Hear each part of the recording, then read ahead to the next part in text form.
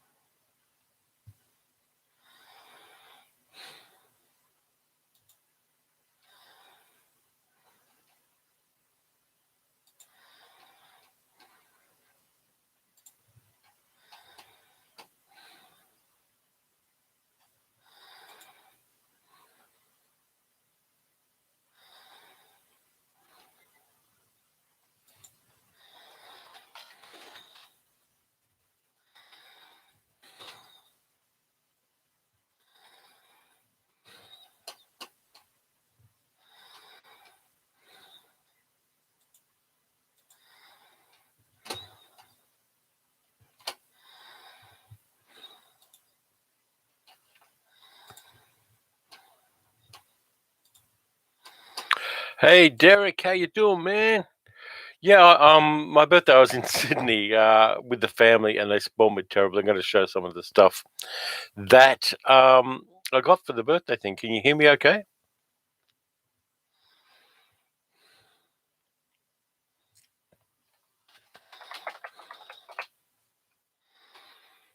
Hopefully, anybody can hear me. Can you hear me?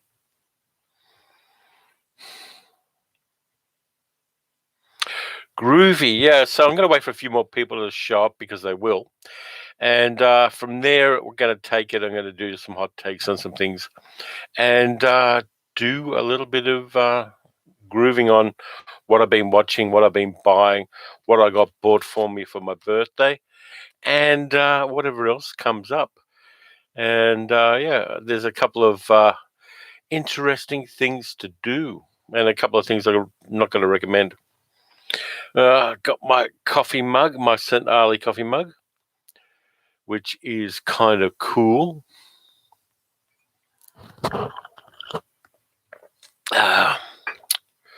So how you been, mate?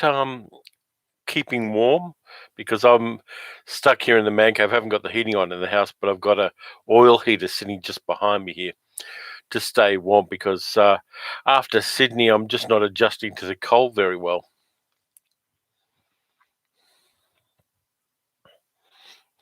Tweak the mustache a bit.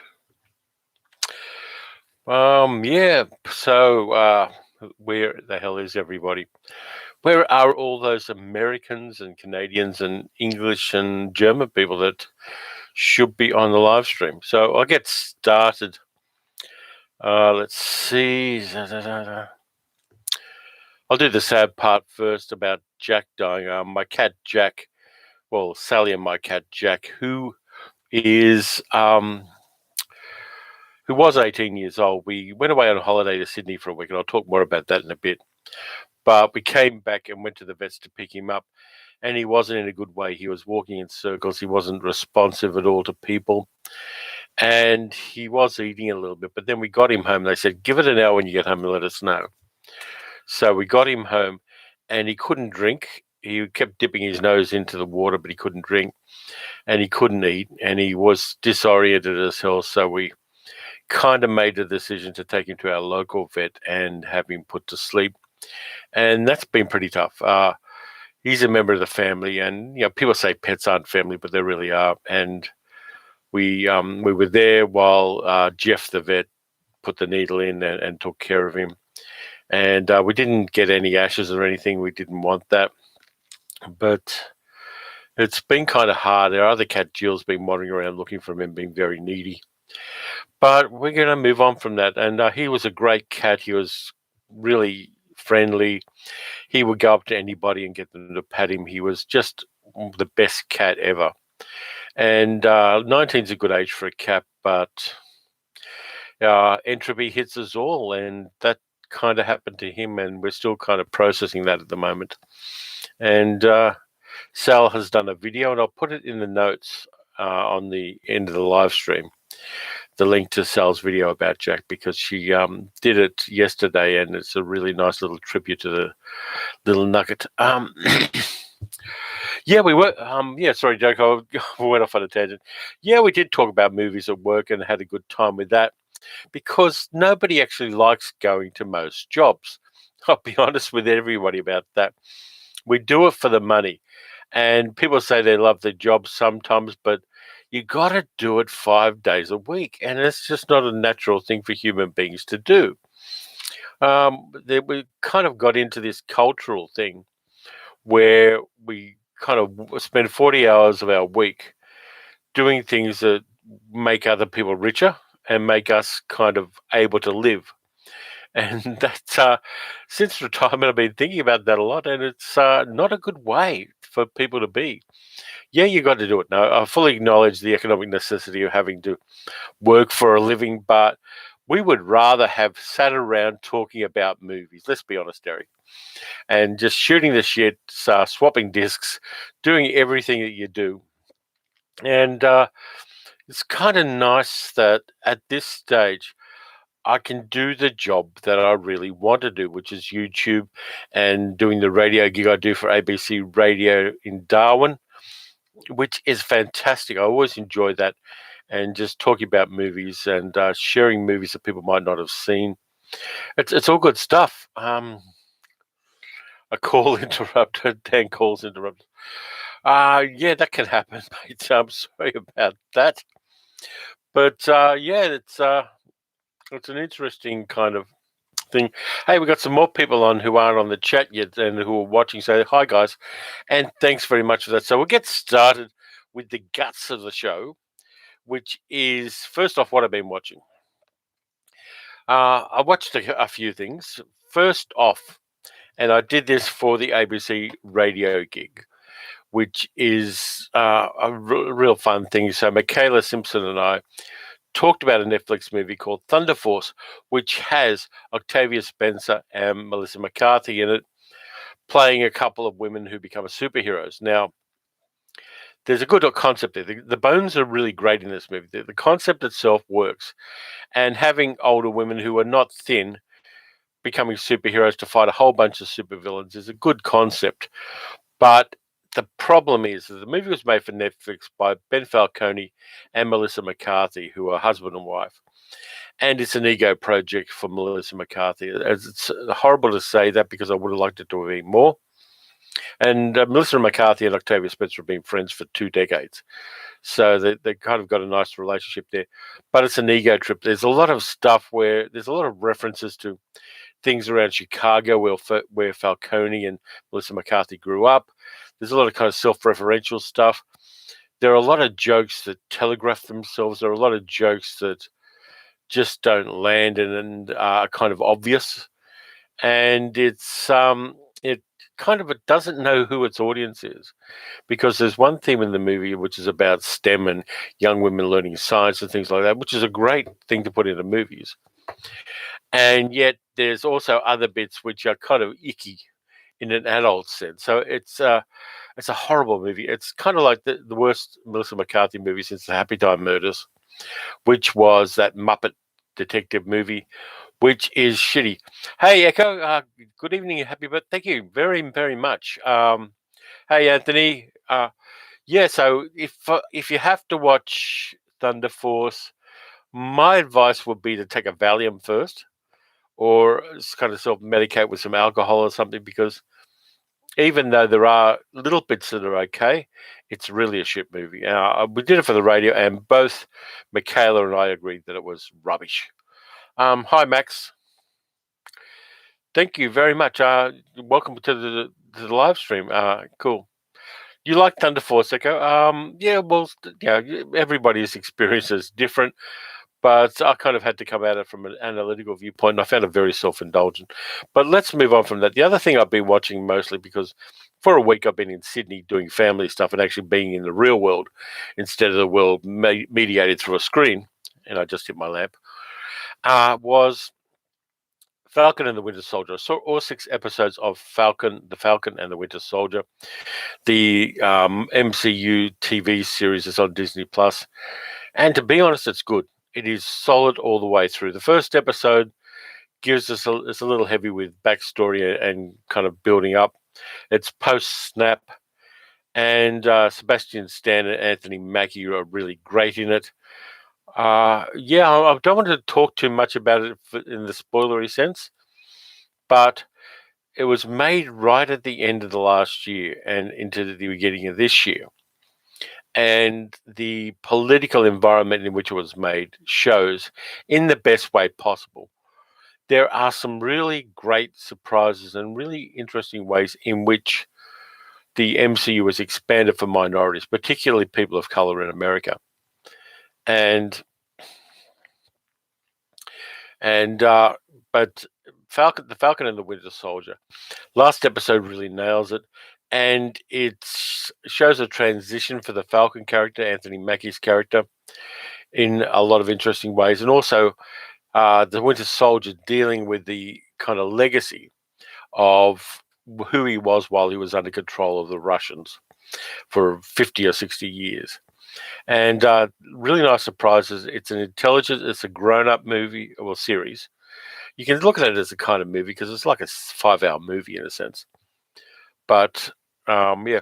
Oh yeah. Hi, Mr. Gen Z. Yeah, it is Australian time. Yeah, I'm always going to talk about it in Australian time. The rest of the world can look after itself. But the Falcon and the Winter Soldier, I recommend. Sally hasn't watched it yet, but I would recommend that she watch it as well. The action scenes are crisp as hell, and the character bits really work. And there are some things we don't know about the Super Soldier program that come out in the Falcon and the Winter Soldier, which I found really interesting, being a locked-on MCU buff. So, we spent a week in Sydney with family, and we did the birthday thing. And shout out to my sister Linda and my brother-in-law Gavin, my nephew Billy. We had a great time. Echo, it's after midnight and you are watching my live stream. Thank you very much. Sorry. Yeah, time for a sip of coffee. It's what is it here? 8:13 a.m. So I've had 2 coffees and breakfast now, so I'm kind of perked up. But thank you very much, Echo, for watching the live stream. So yeah, the Falcon and the Winter Soldier is a definite recommend for me. But I was doing the family things in Sydney, and one of the things we did was we took some of my mother's ashes to a place called Hammondville, which is where she grew up, and we kind of found roughly where the house was, where she grew up, and left some of her ashes there.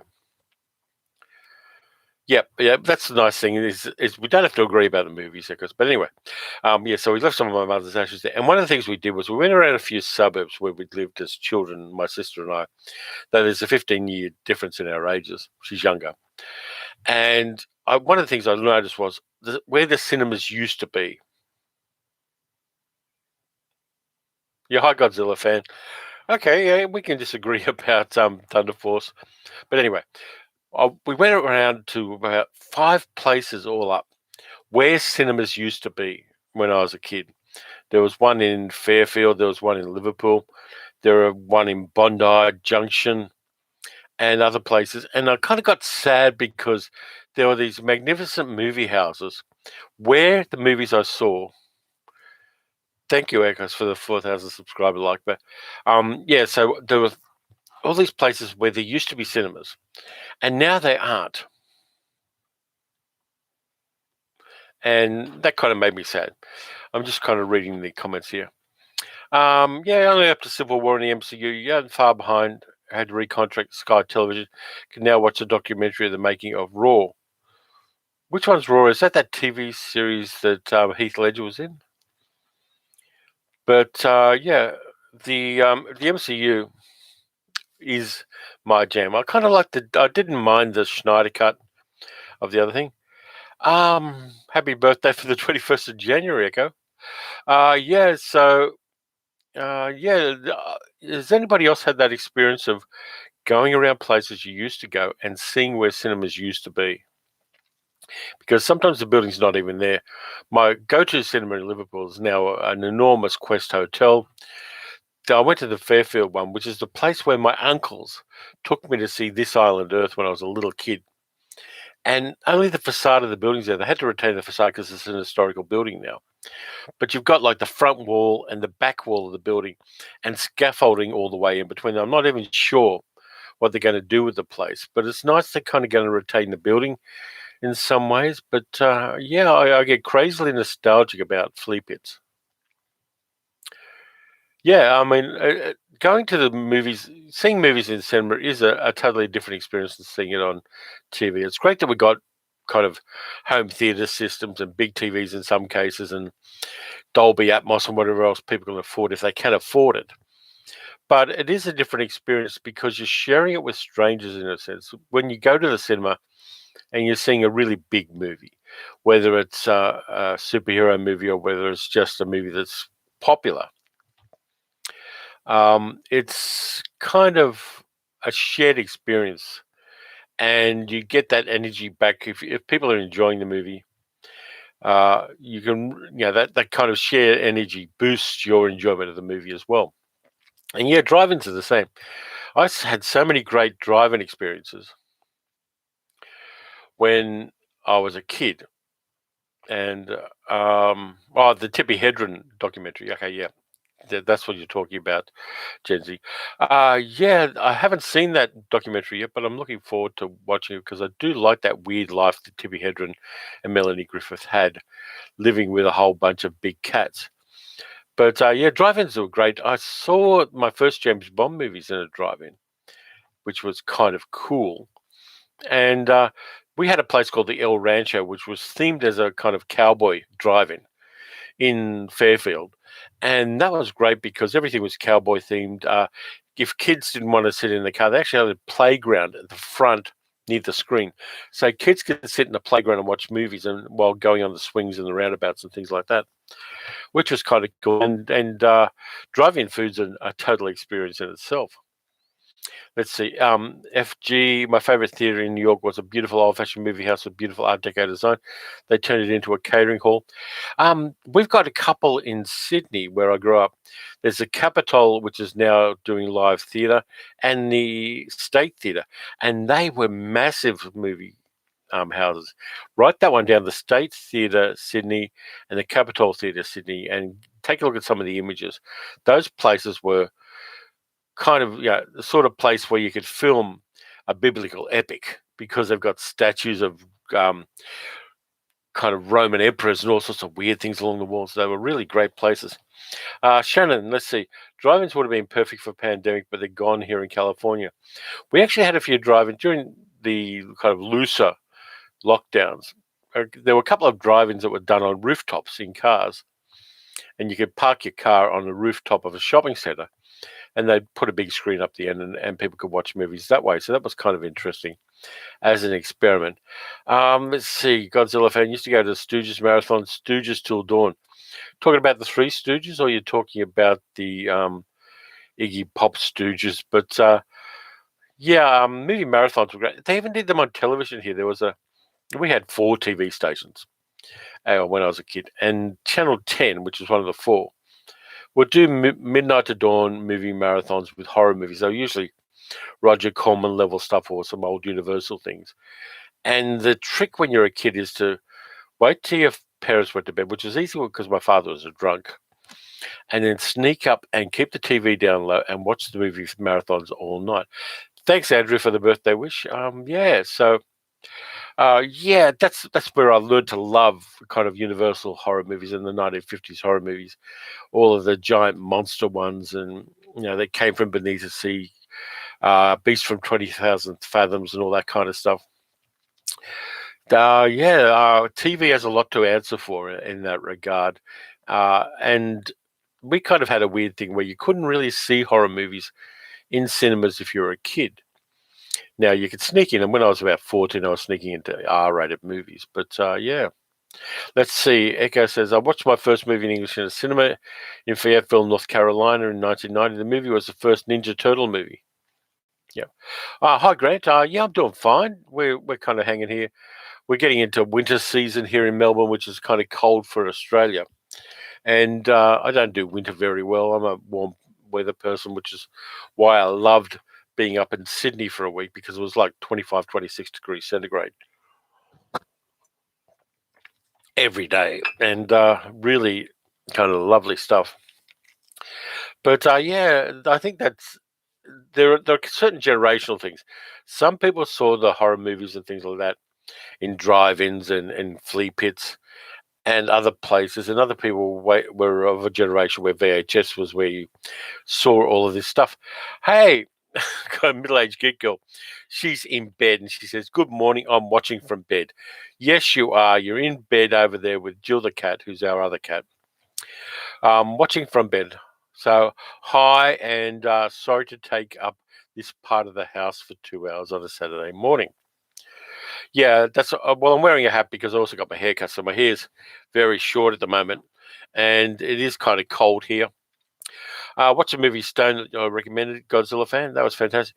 Yes, Stone I saw in the cinemas originally, and it blew me away then because there weren't any Australian movies like that at the time. It was raw, it was gutsy, it was tough and uncompromising. And Australian movies were at a phase then, just as exploitation came in. There were two kind of different kinds of Australian movie at the time. The first one was the looking at the colonial history of Australia. There were nostalgic movies that looked at the way white people were in the 19th century, and kind of nostalgic for early colonization of this country.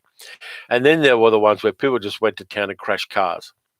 And I'm more an exploitation fan than I am a fan of kind of polite and careful historical things. But yeah, I just got the Blu-ray of Stone and haven't watched it yet because I'm looking forward to seeing it in that kind of crisp 2K format. So I'm going to dip into that as soon as I get off my ass and start watching movies again, because we've had a rough couple of days with Jack the cat dying, so I haven't been doing that much. Okay, says, I saw the movies from the 50s and 60s mostly on TV together with my father on German TV in the 70s and 80s. Mel Gibson was Mad Max. Yeah, absolutely. The first Mad Max movie, actually, parts of it were filmed like 10 or 15 kilometers from this house, and out around a little river. And the big crash where the car goes through the caravan, the trailer home, was filmed in the other direction about 5 or 6 kilometers away. So I can kind of leave here after I finish doing the live stream and ride the same roads that Mad Max rode in the first movie without any problem at all. Andrew says, I remember watching Forbidden Planet from the top of the stairs as I'd already been sent to bed. Fantastic. Yeah, if you can get the Blu-ray of Forbidden Planet, the American one, it's also got the Invisible Boy on it. And Forbidden Planet was crazy influential. There wouldn't be a Star Trek without Forbidden Planet, for instance. And the idea of doing a Shakespearean play as a science fiction movie is next level genius. It's just one of the great science fiction movies of all time. Shannon says, lots of Charles Bronson movies in driving. Yeah, I saw a lot. I saw The Mechanic in the cinema, and that was a great one. I'm not too fond of Death Wish. I think the politics of Death Wish is incredibly problematic, and I thought it at the time. But things like The Mechanic and Mr. Majestic and Chato's Land and movies like that are really great Bronsons. And even From Midnight Till Dawn, or what's it called? The From Noon Till 3. That one he did with Jill Island, the comedy one, was pretty good. Yeah, TV can't really replace the big screen. Absolutely. Let's see. Middle-aged geek girl says, I saw Return of the Jedi in the drive-in. Ha ha ha. She's saying that because she knows I don't like Star Wars films, and so she's not being her best self. Evil That Men Do, Chato's Land, absolutely. Godzilla fan says, liked all the Mad Max movies, but the first one is so good. Yeah, because it was raw and gutsy. And one of the interesting things about the first one is that George Miller edited the movie in a tiny little shitty flat in North Melbourne. So it wasn't even in a kind of editing suite. He edited it in basically a small apartment in North Melbourne. And that's kind of interesting that a movie that's so influential was put together in a back bedroom in a 2-bedroom apartment. But Echo says, I like Star Wars and Star Trek. I'm more Star Trek. Over time, I've got more in love with the idea of utopian movies that say you can make the world a better place. And Star Trek all the way along has been about that utopian vision for the future, that we can get our shit together, we can make the world a better place, and we can progress into a future that we want to live in. Whereas Star Wars is just basically a World War II Western. But that's my opinion of it, and people can disagree if they want to. I won't argue too much. Let's see. Anthony says, my first driving experience was when my aunt took me to see a triple feature of Andy Milligan movies. Somehow I survived. There's a box set of Andy Milligan movies that I really want to get, but it's a little expensive at the moment. Kind of real detailed box set, but I definitely want to look at that. Graham McGowan says, I think people overlook Byron Kennedy. Yeah, Byron Kennedy was the partner of, well, not like a relationship partner, but the business partner of George Miller. And he died in a helicopter accident while scouting locations for, I think, the second Mad Max movie. And yeah, Byron Kennedy was there. Kennedy and Miller also did a whole bunch of Australian miniseries that were really influential as well. If you look back into Byron Kennedy's IMDb, there's some really interesting work they did on television as well as in movies. Emmy says, hi again from Montreal, Terry. Happy belated birthday. Thank you, man.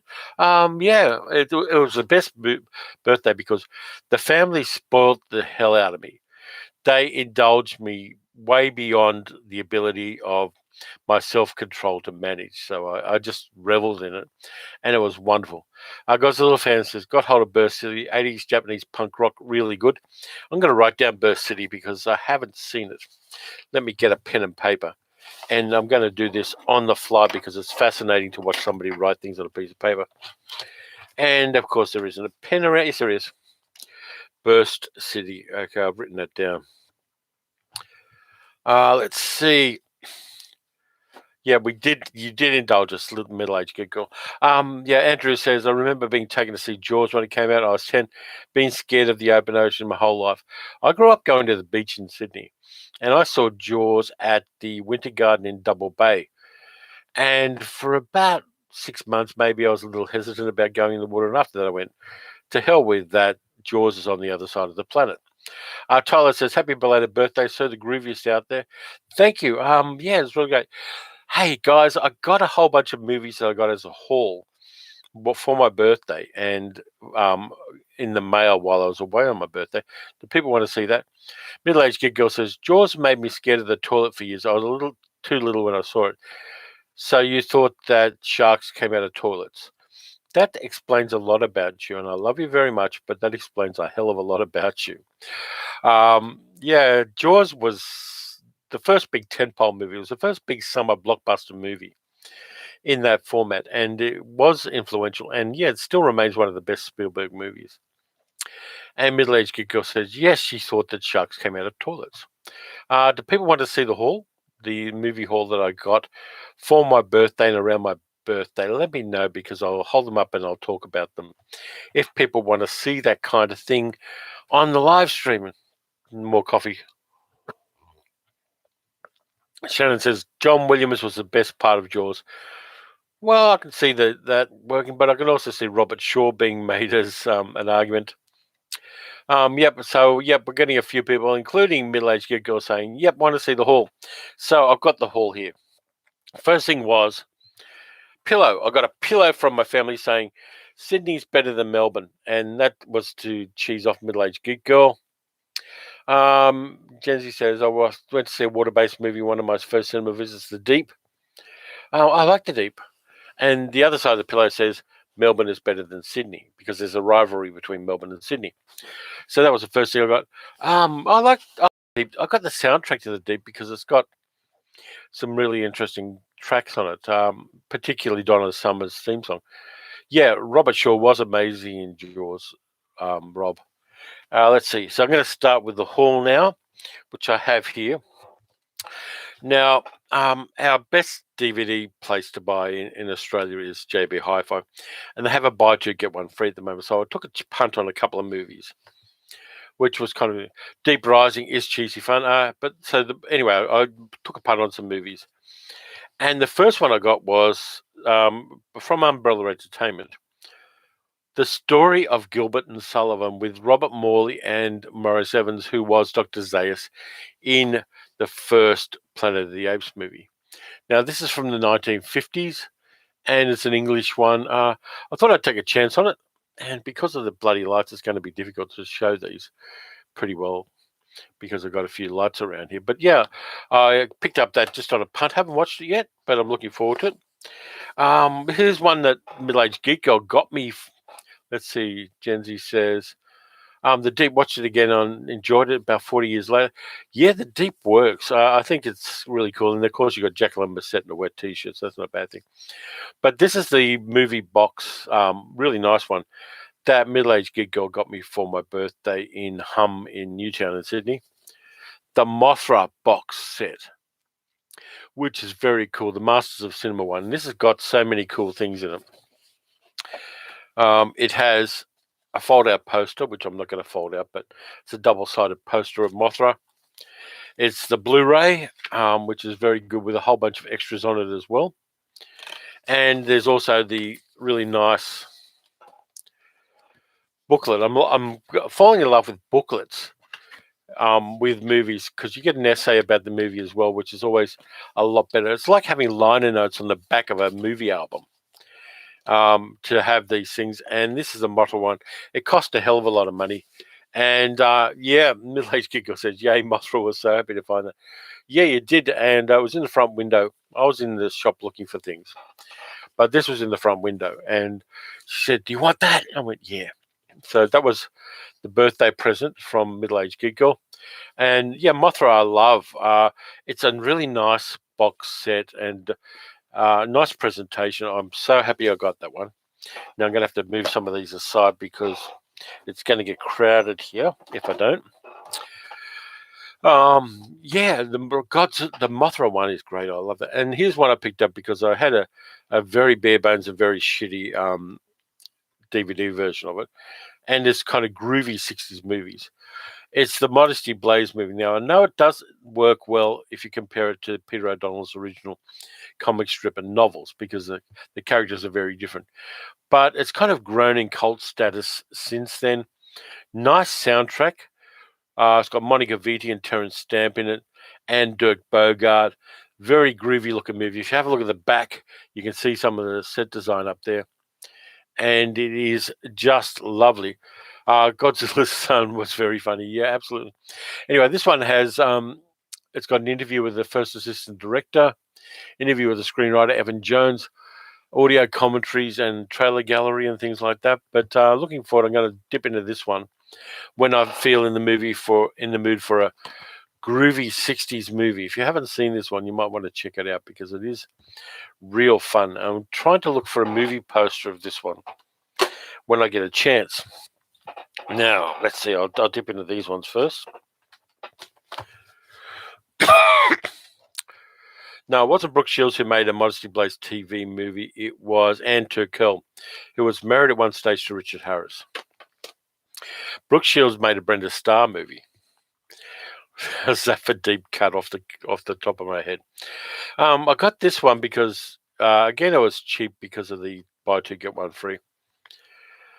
Frankenstein, the Complete Legacy Collection with Boris Karloff. Now, the movies it's got in it are Frankenstein, The Bride of Frankenstein, Son of Frankenstein, The Ghost of Frankenstein, Frankenstein Meets the Wolfman, House of Dracula, and Abbott and Costello Meet Frankenstein. And I got this for like $25 or something like that. And yeah, I'm going to dip into that because I didn't have most of those movies. Yeah, Pigmeat Markham. You're right. Modesty Blaze, Brenda Starr. Yeah, it was Brenda Starr TV movie, which wasn't very good. Okay, which one are you pinching off me, Middle-Aged Geek Girl? The Frankenstein one? because we can watch it together if you like. It's always an option.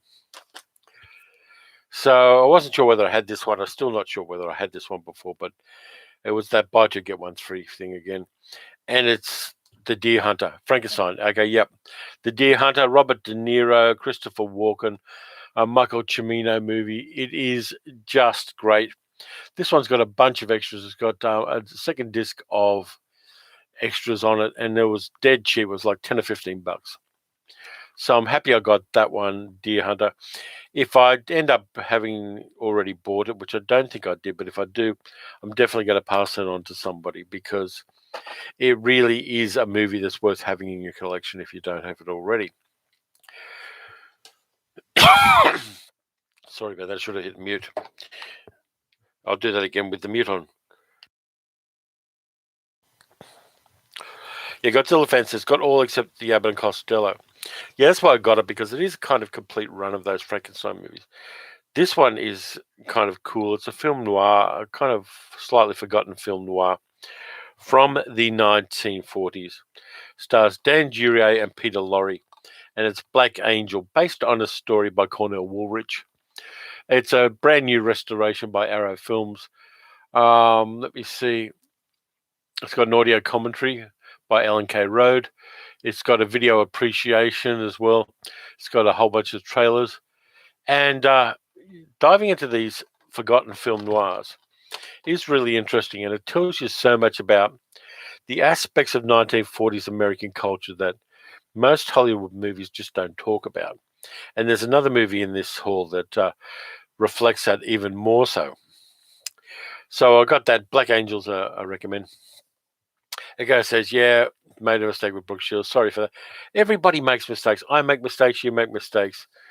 It's the nature of being a film buff that you're going to stuff up sometimes.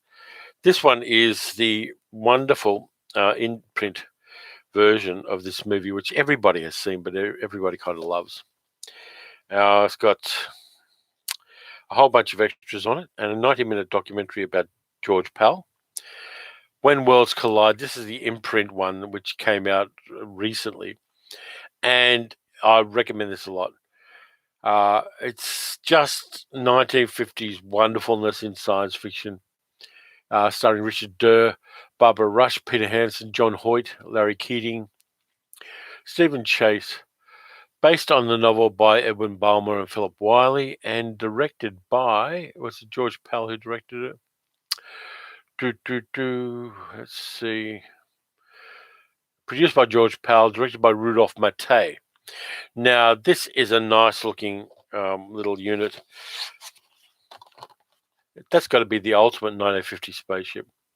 It really does say 1950s all over.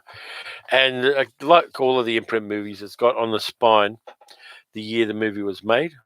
And yeah, This Island Earth is a great movie as well, Echo. This Island Earth, of course, is the movie that I saw when I went to the Fairfield Cinema with my uncles. But When Worlds Collide, I'm really happy I got a copy of that one, and a good copy as well. There were some kind of very ropey DVD copies out there in the market at some stage, but this one isn't. Let's see. I'll dip into some more.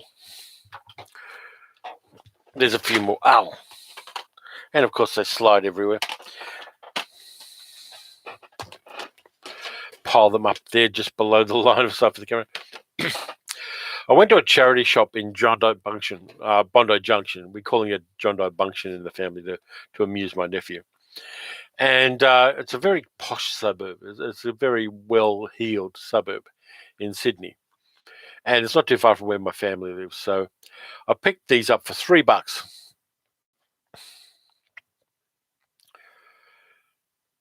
Yeah.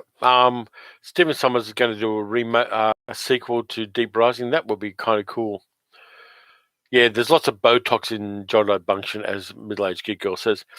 But for $3 in the charity shop at Bondi Junction, I got El Mariachi, Desperado, and Once Upon a Time in Mexico on DVD. Now, this is a good buy for $3 in anybody's language. It's in good nick. No extras or anything like that on it, but Really enjoyed getting that. I think it's a lovely little box set for $3. I'm not going to talk about it much, but Robert Rodriguez's action film was the first one done on, I think. Echo says, did you ever hear about a movie about the Perry Rodan from 1967? Yeah, I did. I've seen it. Let's see, what was it? Mission Stardust. That is kind of cool. Yeah, $3 Australian, Echo.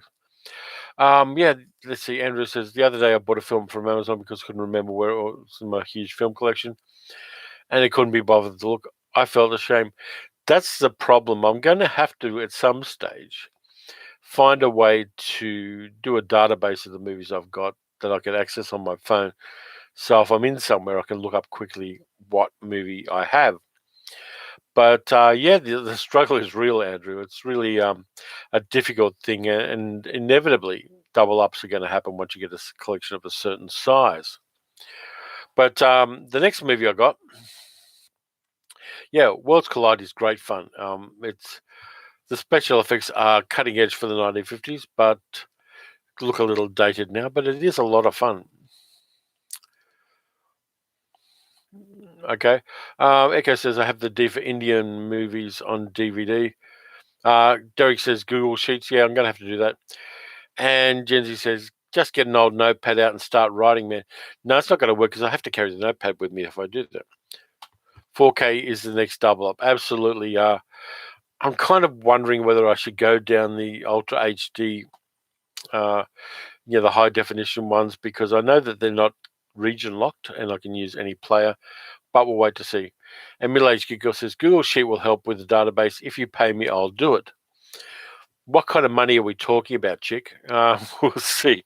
But anyway, next movie. This one you should get. It's a hidden gem from the UK, a crime movie from the early 1950s, which has just been restored by Studio Canal. And this is a high recommend from me because I watched it a while back and I've now got the Blu-ray. Pool of London. If you haven't heard about this one, it's a crime drama set around the docks in London around 1950.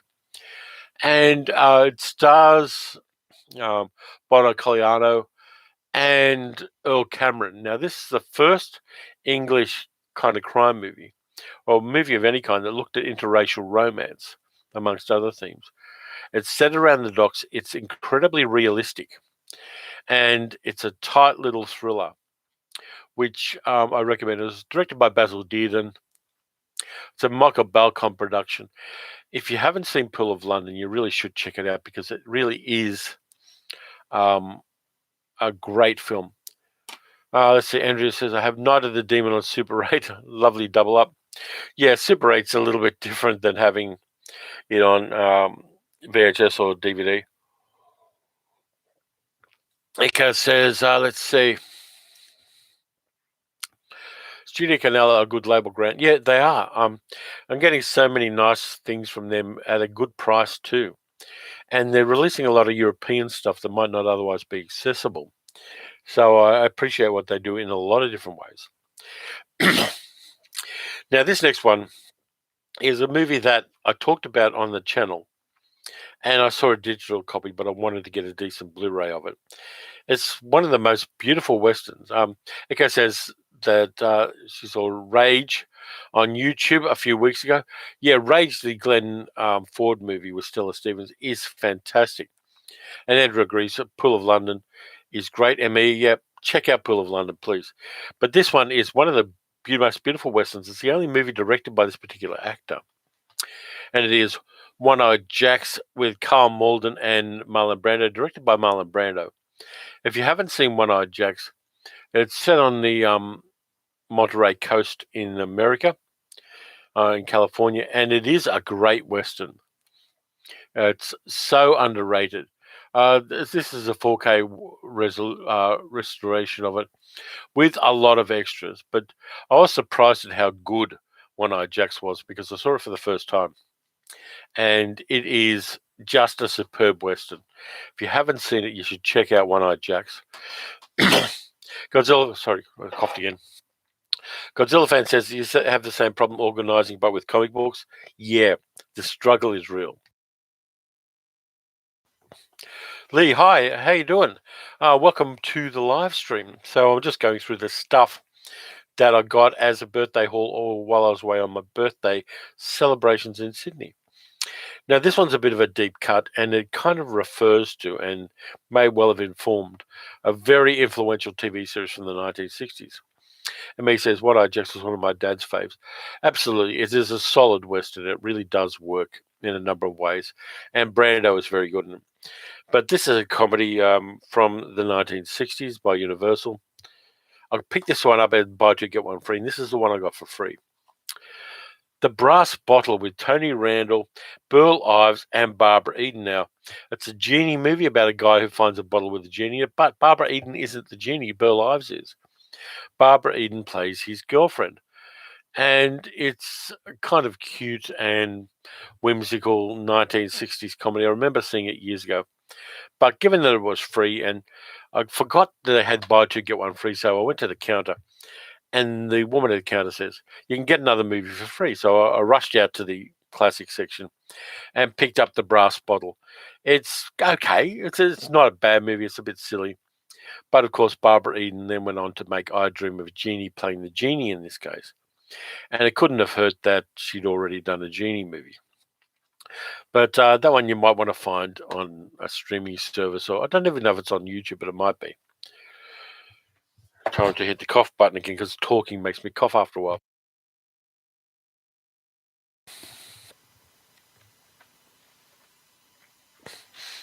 Andrew says it's great how you can be a huge film fan and still find a fantastic film you've never heard of. Absolutely, that's part of the joy of it. And one of the ways I'm doing that is by looking at films from other languages: French films, Italian films, German films, Japanese and Chinese films. It's endless. Echo says, what do you think about the Western John Wayne made when he was older than 50 years? I think, here's what I think. John Wayne wasn't that great an actor. He did The Shooters when he was dying, and people like him for that. But if you want to look at a Western actor that did his best movies when he was over 50, Randolph Scott, the renowned Westerns he did with Bud Bedicker are better than anything John Wayne did pretty much after The Man Who Shot Liberty Valance and The Searchers. The renowned Westerns, things like Decision at Sundown and The Tall T and Ride Lonesome that Randolph Scott did are the best. They're kind of the distilled essence of Westerns, and you should check them out if you haven't. Let's have a look here. I'll read the comments again. FG says, I miss Tony Randall very much. I saw him on Broadway, Jack Klugman in The Sunshine Boys, just brilliant. Yeah, he's such a great light touch of comedy, and he's very underrated for that. Lee says, do you know of a decent seller of Umbrella releases that might ship to the UK? Interested in their release of the Draftman's Contract? If you contact Umbrella Entertainment directly, you probably will get the best deal. I don't know what their postage and shipping are like, but for overseas. But if you go to Umbrella, just type Umbrella Entertainment into Google, and you'll get their site directly. And it's probably the best way to do it. You may have to pay a little bit for the postage, but if you want to access things like the Draftman's Contract, that's the way to do it. The best way that I know. Randolph Scott was believably tough, says Shannon. Absolutely, he was great, and he was one of those actors who did less with more. The emotions were there, but they were kind of held back, and the audience had to lean in to understand the emotions of his characters. But they were there, and it was really. I just love the renowned Westerns. I kind of only discovered them 5 or 6 years ago, but they were the best. I love what the work that Bud Bedicker did with Randolph Scott. The last one, which I forget the name of, but that one's a bit less so. But the other 6 are the best of the best. Yeah, Echo. Yeah, Shane with Alan Ladd, absolutely. It is great, and just the kind of dynamics between the child, the parents, and Shane are really interesting. And of course, you got Jack Palance playing the villain in that, and you've got those beautiful wide vistas. Using landscape as part of a Western is always an essential. The landscape informs the narrative in so many ways in a Western. That's why the Bud Bedicker renowned Westerns with Randolph Scott use the Alabama hills and areas like that. The locations were just fantastic. Grant McDonald says, do you think that CGI has enhanced movies or ruined the movies? CGI is a tool. It's a way, it's something you can use. And some people can use it like a shovel and other people can use it like a scalpel. It depends on what you do. I mean, going back to what I was watching yesterday, a series like The Falcon and the Winter Soldier uses CG to enhance the story. But there is a point where CG becomes the story. And the Star Wars prequels are probably the big example of that. But I think it's how it's used rather than what it is.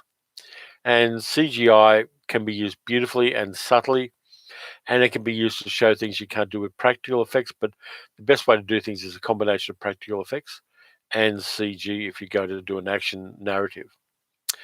Grant says Jack Palance stole that movie. I don't know. I kind of like Alan Ladd in it as well. I think they're both, that antagonism works because the two characters were so strong. Both the protagonist, Shang, and Jack Palance's gunslinger. I think the seesaw is balanced between those two. And if one was stronger than the other, it wouldn't have worked as well as it did. Echo says, what do I think about the movie Quigley? I'm not too fond of transplanting Westerns purely to an Australian landscape.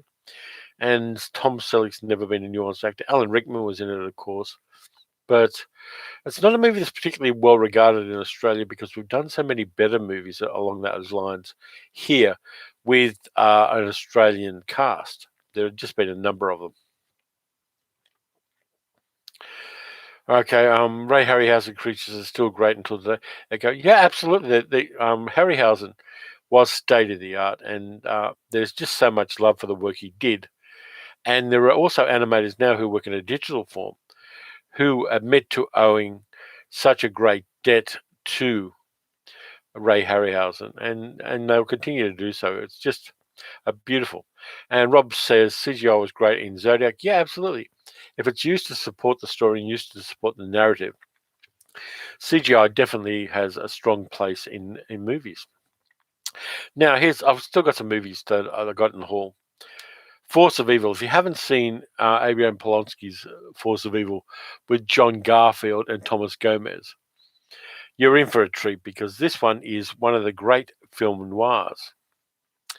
And it's lyrical and beautiful. Scorsese mentions it in his history of American film, and I can't say more than he said about it.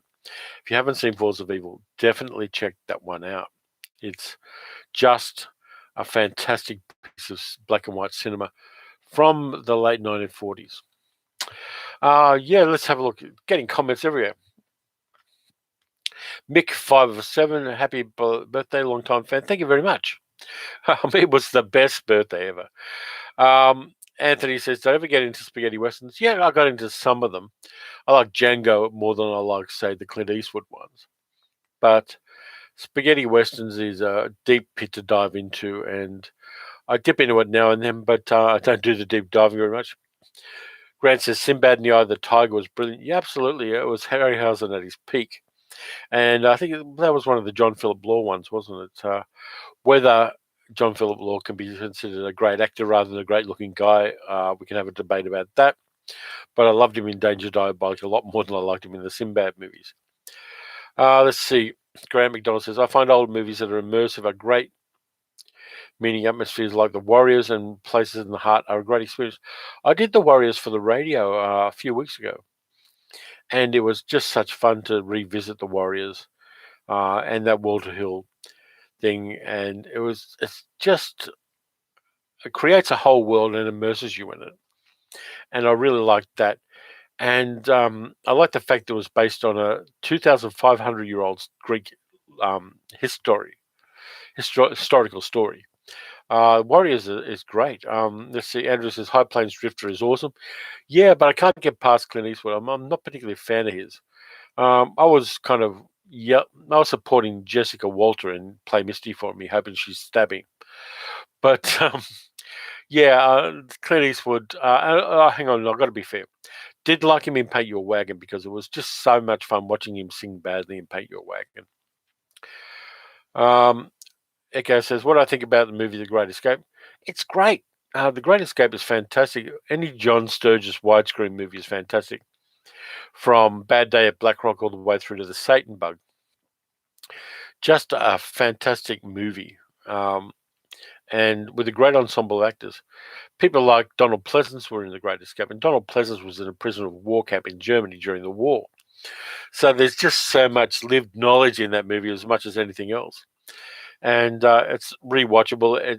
It does a good thing of combining action with character in the best possible way. It's a great template for movies to follow because if you don't know the characters and you don't support the characters and you don't kind of love the characters, the action doesn't mean a damn thing.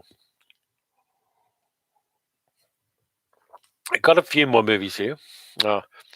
Andrew says The Warriors is one of the great 70s movies. It has to be one of the best soundtracks. And it's got the best DJ in movie cinema, Lynn Thigpen, as the DJ who keeps telling the gangs where to find the Warriors. Best DJ in cinema history. And, shit, I did it again.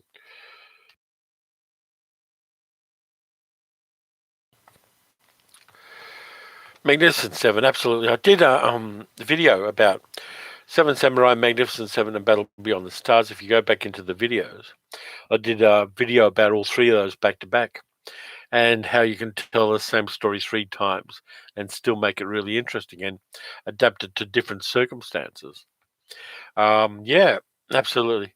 And the Magnificent Seven is better if you've already seen Seven Samurai. And that's kind of cool too. You can see how the adaptation works if you saw the original Kurosawa.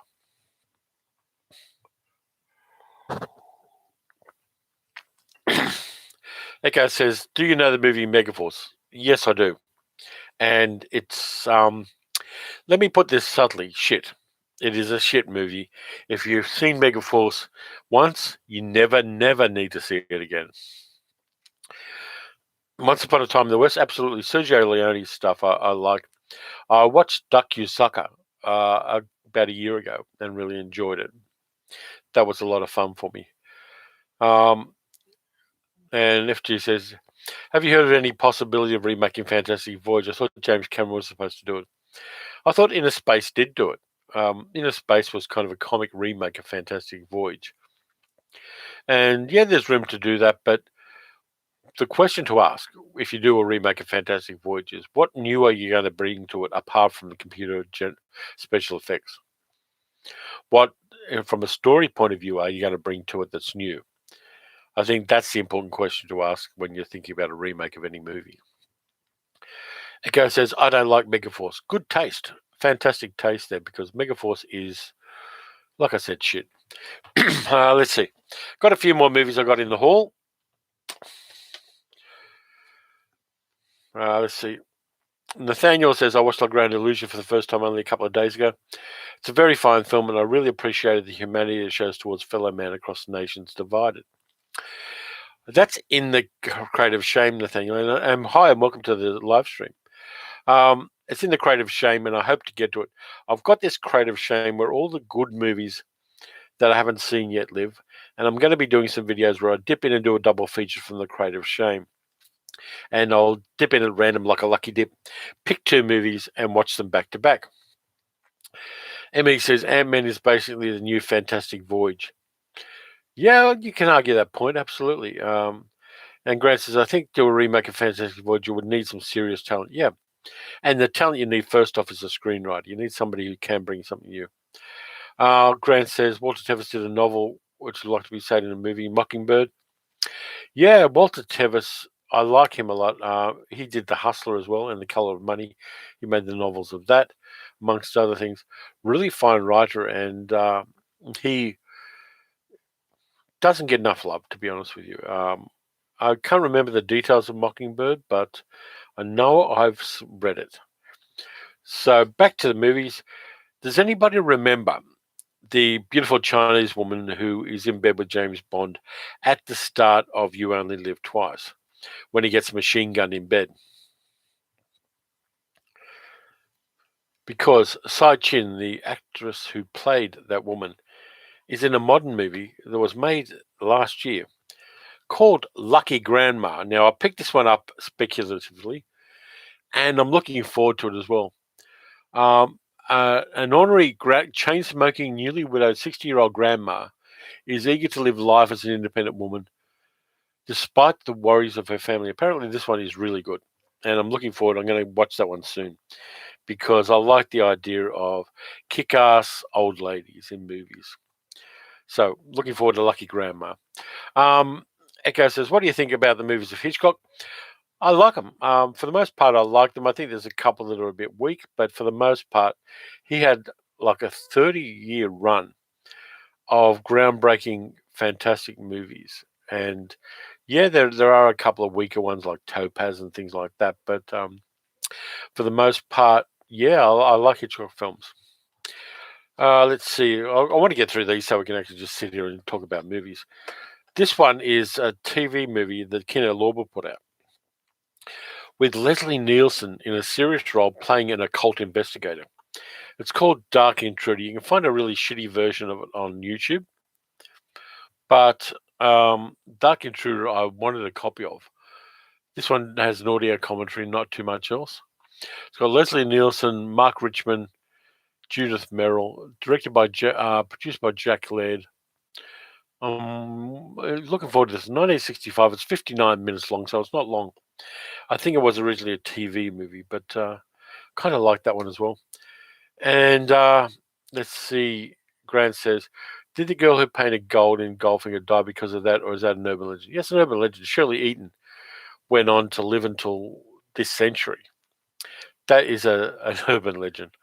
And Nathaniel says, I think Hitchcock's British period is a little underrated. The Lady Vanishes. It's one of my favourites. And the original The Man Who Knew Too Much is better than the remake. I agree.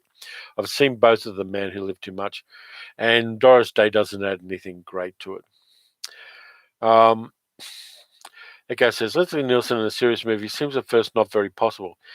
Well, he did Forbidden Planet after all, and he did a number of other things, and he did a lot of television work as well as a serious actor before they found out he was a great deadpan comedian in Airplane, which here in Australia was known as Flying High.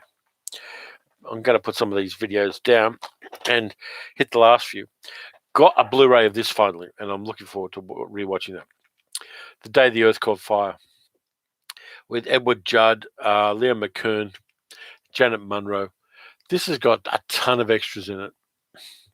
I've got a bare bones DVD release of this, but I was looking forward to the BFI version of it, a really underrated film, which talks about the Earth slowly orbiting closer to the sun and overheating, which is something that the Earth overheating is a very on-topic kind of thing. And the lovely thing they do with this is they've kind of set it around a newspaper office, and that just informs the narrative wonderfully.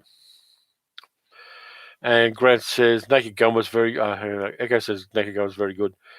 Grant says thanks for recommending Tubi shows. Yeah, Tubi is just such a wealth of fun stuff. And Anthony says QandA's been kicking it on the TV front lately. And Grant says, yeah, great movie, but largely forgotten. Yeah, The Day the Earth Caught Fire. BFI putting out a release of this is great, and I really like that. Let's see, only a couple more. Hard to Be a God, based on Boris and Arkady Strugatsky's novel. I've heard great things about this one, and I'm going to dip in without knowing more about it.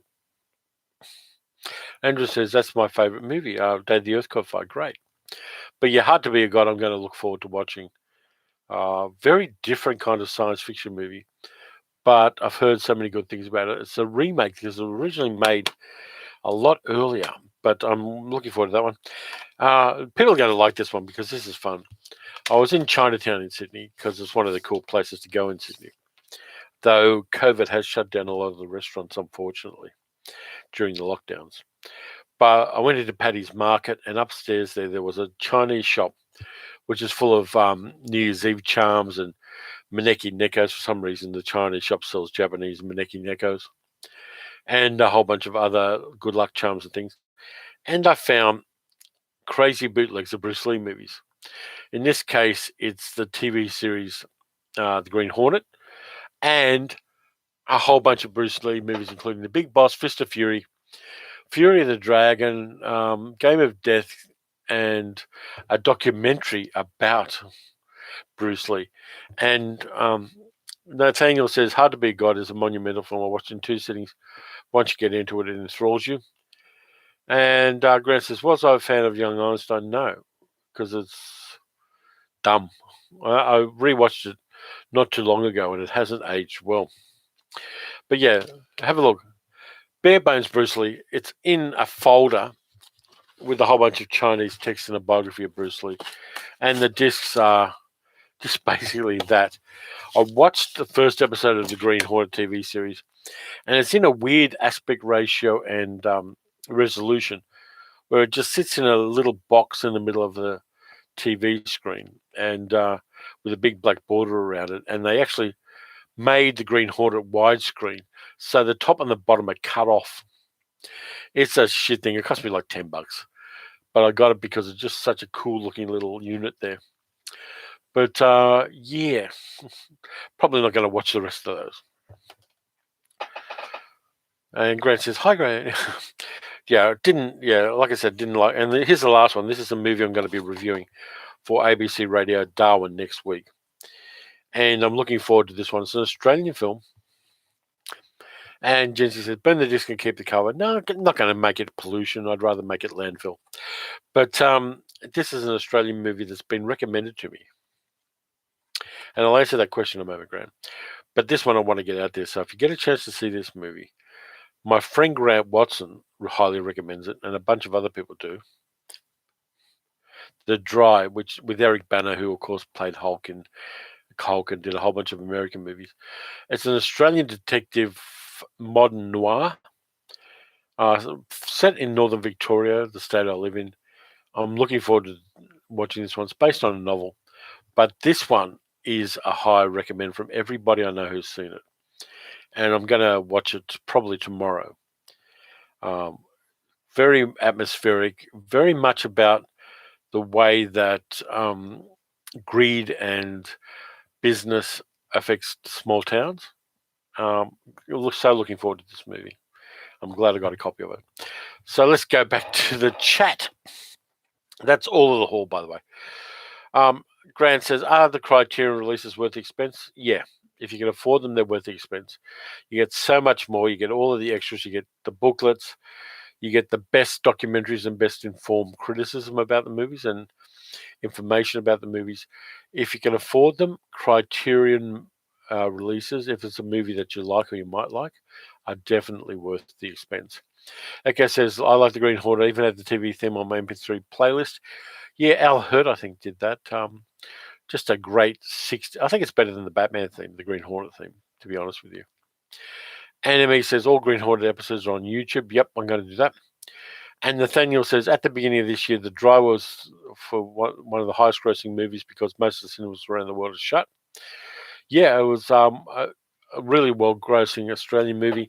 I want to see it so much. I'm really like this kind of genre of Australian films like Mystery Road and Goldstone, the Ivan Sen movies starring Aaron Pedersen.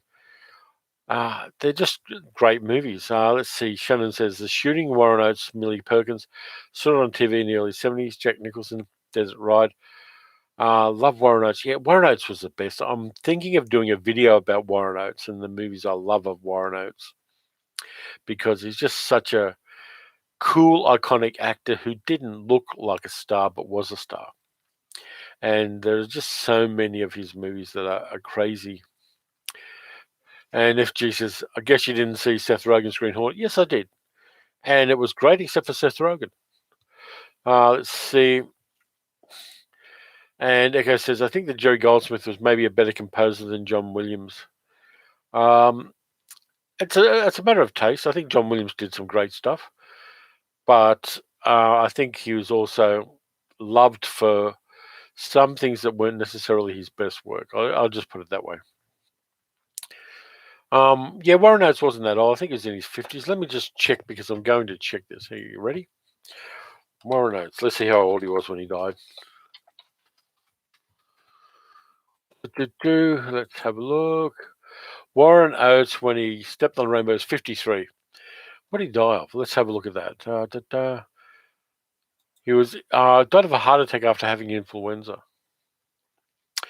Yeah, he was laying in having an afternoon nap in his home in Los Angeles, and had a heart attack, which is crazy early to die. And there would have been so many great, Warren Oates and Stripes, playing the tough guy. I mean, he knew how to play comedy, and things like Two Lane Blacktop are fantastic, and Bring Me the Head of Alfredo Garcia is just, I think, the top of his career. I love the romantic loser he played in that one. It was just the best.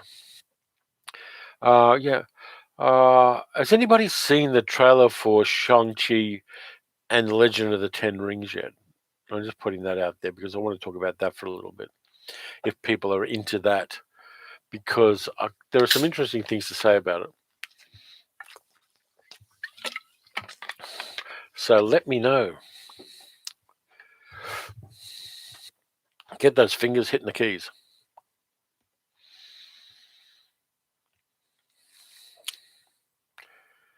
And crickets.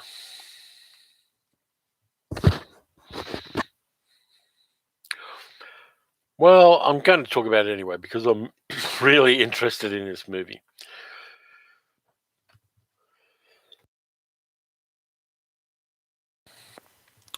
Grant says there was an Australian movie Richard Chamberlain saw 10 years ago. Mystery is the best movies, unfortunately. Last Wave. The Last Wave was the movie. Two Lane Blacktop, really interesting movie. Monty Hellman, the director of Two Lane Blacktop, died this week as well, which is a great shame. 1941 Blue Thunder, yep. Anyway, Shang-Chi and the Legend of the Ten Rings. The trailer dropped for this new MCU movie, and mostly Asian cast, in fact, entirely Asian cast. Really great. It's got Tony Leung in it, it's got Awkwafina, it's got Simu Liu playing the titular character. And I'm really looking forward to this for a couple of reasons. First one of which is I've been a fan of this particular intellectual property since the 1970s. I bought the comics when they came out because I was a crazy big Kung Fu fan. In fact, he said, I have two of them here. These are the two I've got surviving. So Shang-Chi, Master of Kung Fu, number 37, and number 21. Yeah, Master of Kung Fu. So really looking forward to this. I've got the rest on digital form, but originally Shang-Chi was supposed to be the son of Fu Manchu, and they lost the rights to that. And Fu Manchu is, of course, problematic because it was very much a racist manifestation of the Yellow Peril. But the movie looks really great, and Simu Liu he was a stuntman and an actor, so he's got the stunt chops to do it. He's got the acting chops to do it. He was in some TV as well. But I'm really looking forward to it for a couple of reasons. One of which is I want to see the MCU move on and expand into people of color, doing more things with people of color. And it's a nice intellectual property, and also it's a kung fu movie. So I'm there for that. I'm there for a big Marvel kung fu movie.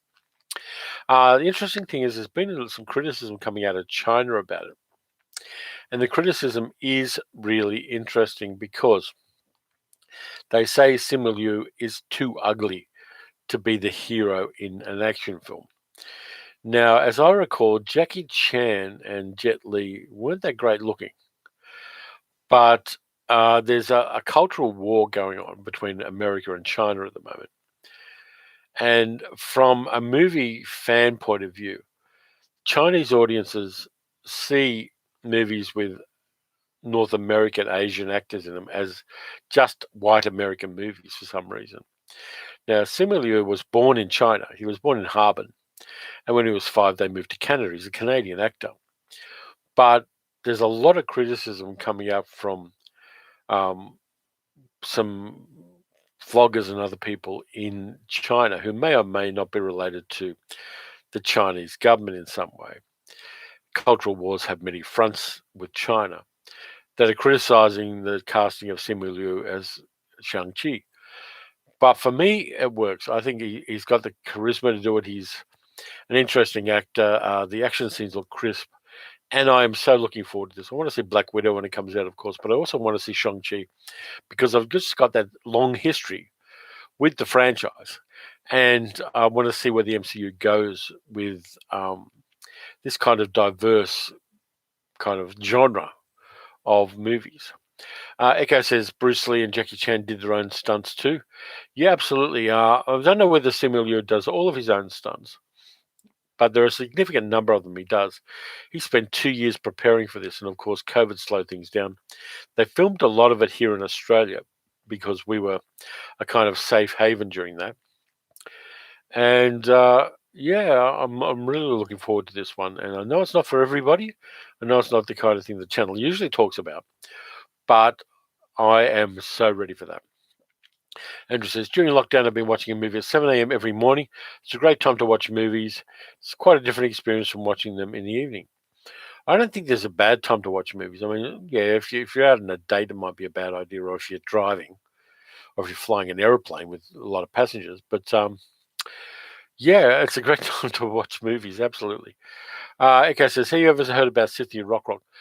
Yeah, a lot of those kung fu movies in the 80s that were on VHS, Cynthia Rothrock. Good action star, not so good an actor. He says, I'm interested in seeing how the Mandarin will be in the film. Yeah, Tony Leung's playing the Mandarin, not the Ben Kingsley one. Though there are some rumours that Ben Kingsley's Trevor Slattery may turn up in a small piece of Shang-Chi. But we'll wait and see about that. Yeah, and I like the fact they've got the 10 rings, and they're not finger rings anymore. They're bracelets around the wrists. And if you can load the original Mandarin from the comics, those 10 rings have incredible power to them. They're almost like the Infinity Stones. And so, yeah, looking forward to that and just seeing how that plays out. And yeah, the narrative is also very different from the usual superhero origin that we get from Marvel. And the backstory for Shang-Chi is very much a different one. And that's kind of cool too. Yeah, it's kind of Infinity Gauntlet 2.0, but we'll see how it plays out. I don't think it's got as universal a power as the Infinity Gauntlet, but in a localized version, they're very powerful artifacts. So, yeah, Trevor will probably be a prisoner of the Mandarin.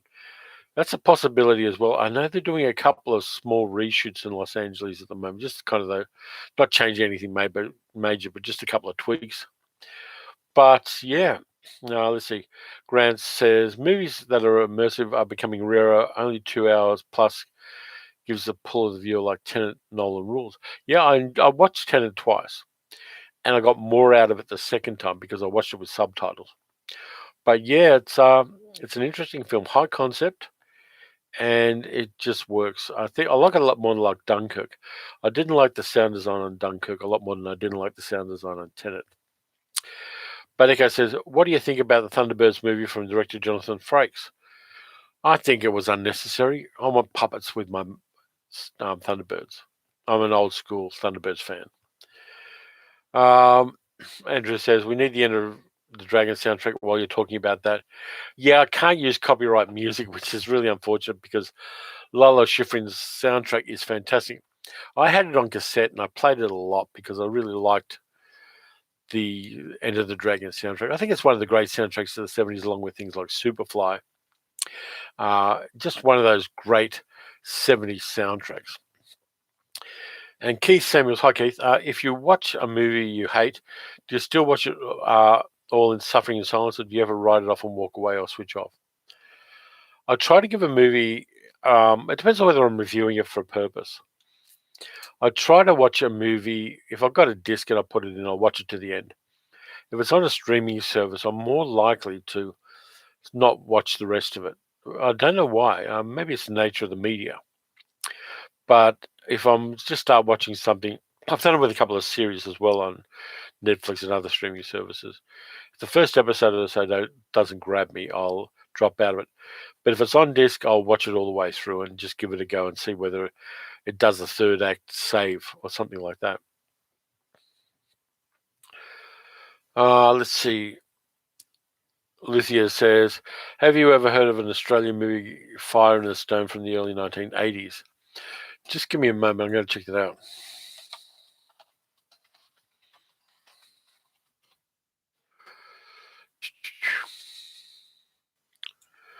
It was a TV movie starring Alan Cassell, Ray Major, Linda Hartley.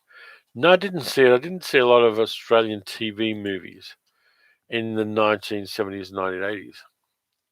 And Graham McDonald says, what's a series from the 1970s UFO? A dark show like X-Files?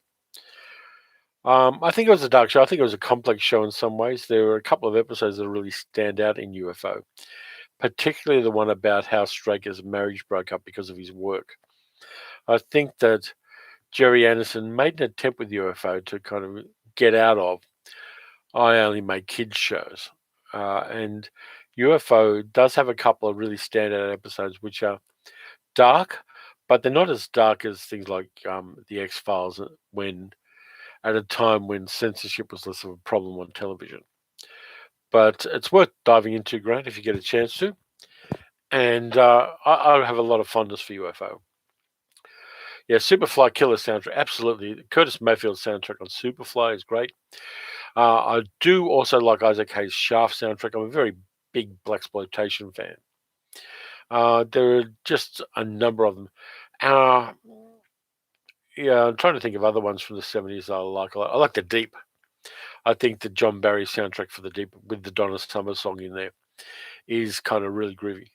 Annika says, do you know about the movie Xanadu with Olivia Newton-John? Yeah, I don't like it. I think Xanadu was a waste of Gene Kelly. I saw it in the drive-in when it came out, and I was bored shitless. I was trapped in the car with my older sister, Sandy, and a cousin of mine. And I got trapped into seeing Xanadu. And it was, roller disco is not a genre I particularly love in movies. And I really don't like Xanadu. Again, it's personal taste. I'm a big fan of musicals in general. Classic musicals I love. But Xanadu didn't do it for me. The thing says, love all of Jerry and Sylvia Anderson's productions. I watched Space 1999 before UFO, and I like both. I prefer Space 1999.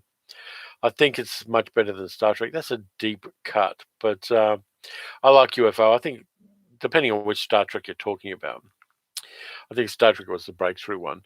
But yeah, I like UFO a hell of a lot. I think for me, I like it better than Space 1999, which suffered from that second season where Fred Freeberger was producer.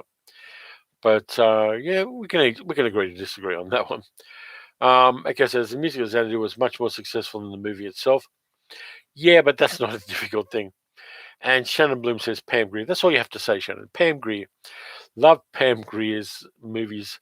Love Jackie Brown as well. Even liked her in other things. There were all those women in prison films that Corman did in the Philippines in the 1970s.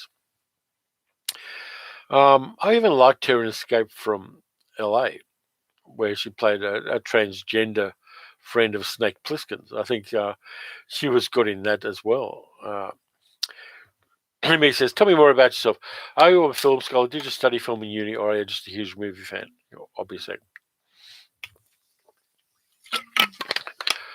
I left school at 15, and I went to work in factories for a time.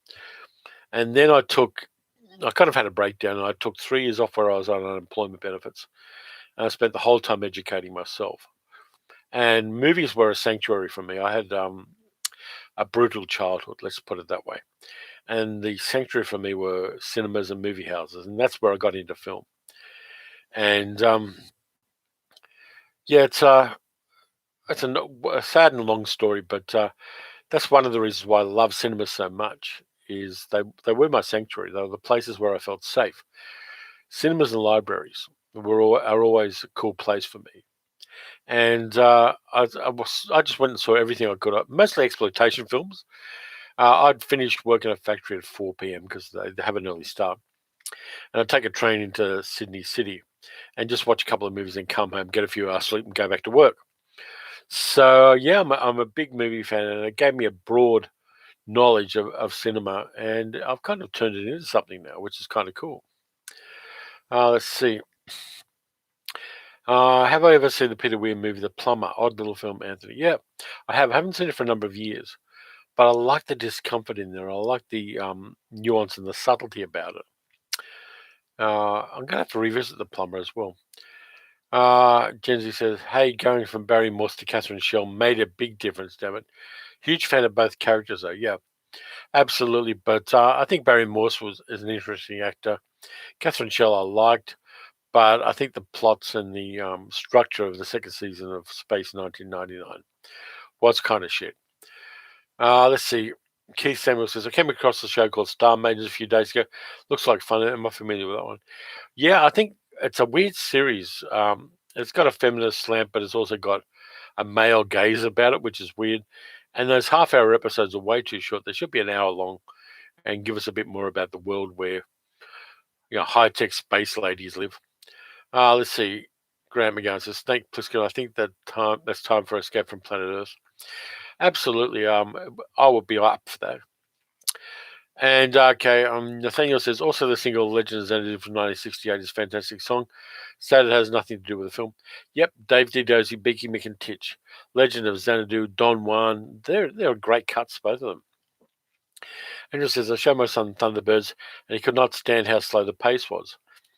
Yeah, every generation learns its own grammar of cinema, and if you're used to slower pace at the start, you'll go with it. But kids want TikTok videos now. I was watching my 11-year-old nephew put together a TikTok video the other day, and digital natives have a totally different relationship to kind of visual media than we do, and that's going to change things in the future. And some of those things we might not like. Echo says, I watched Madam Sin on YouTube in English. Very interesting. Yeah, apart from Betty Davis playing an Asian character, and Madam Sin is a really tough little Eurospy movie. And Genji says, this is like your last live stream. Lol. Is that good or bad, Genji? Because I want to try to do this, but I want to try to do it in different and interesting ways. So if you've got any ideas, I'm very happy to take them on board. Echo says, Star Maidens has Pierre Brice and was a co-production with the German WDR and the UK TV station. Yeah, it's got a little bit of that kind of European multiculturalism about it.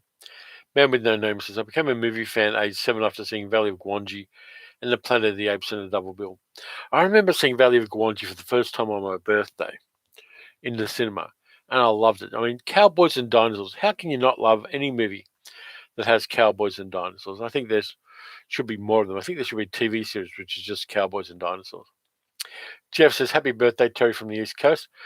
I have to watch the stream later. Just saw it on now. Yeah, thanks, Jeff, and I appreciate the birthday wishes. Grant says, I worked in a theatre for a time, saw many films. Your knowledge is amazing. 2 films I can't finish, New Blade Runner and Lost Highway. Lost Highway is a tough one to watch through because you're going, what the fuck is he thinking? But the new Blade Runner I kind of like. There are bits of it I like. I like Dave Bautista and his bit in it. I like some of the technology in it.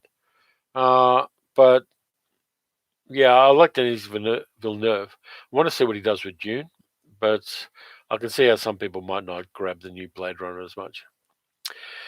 Jeff says, I meant East Coast Canada, Nova Scotia. Sorry. No, that's okay, Jeff. Nova Scotia is an interesting place. I wouldn't mind going there if the disease ever dies out. But thanks very much for watching, mate. I appreciate it. So what else have I been watching? Oh, I was going to mention a really bad, if you want to see bad YouTube by a movie actor, I've got to recommend you. People want to know about the worst movie actor YouTube channel, because I will tell you. FG says, what do you think of Blake 7 or the Star Loss? I think they were missed opportunities, both of them. I think that more money and more expertise should have been thrown at both of them. They would have worked better. Rob says, Valley of Gwangi was Little Boy Gold. My parents let me stay up past bedtime to watch it. Great. Love Valley of Gwangi. Do I know the Buck Rogers serial Larry Buster Crab? Yeah, of course. Everybody knows that one. You can't watch Flesh Gordon without knowing Flash Gordon. And Buck Rogers, of course.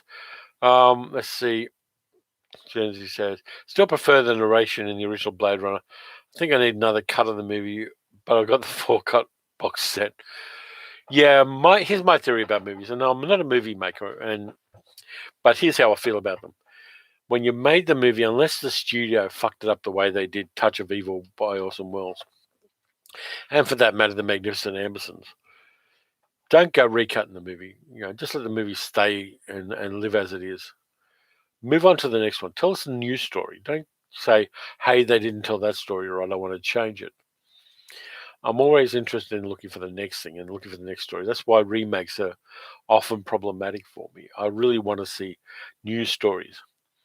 Grant says, Dune can be big. The science fiction channel Dune was great. Yeah, I want to see what Villeneuve does because I think he's going to stay true to the book. And I'm looking forward to that because I really like the book. The sequels, less so, but I really like the original Dune from 1965. Got to meet Frank Herbert once at a convention. He's a very nice guy, very shy, but his cultural impact is enormous.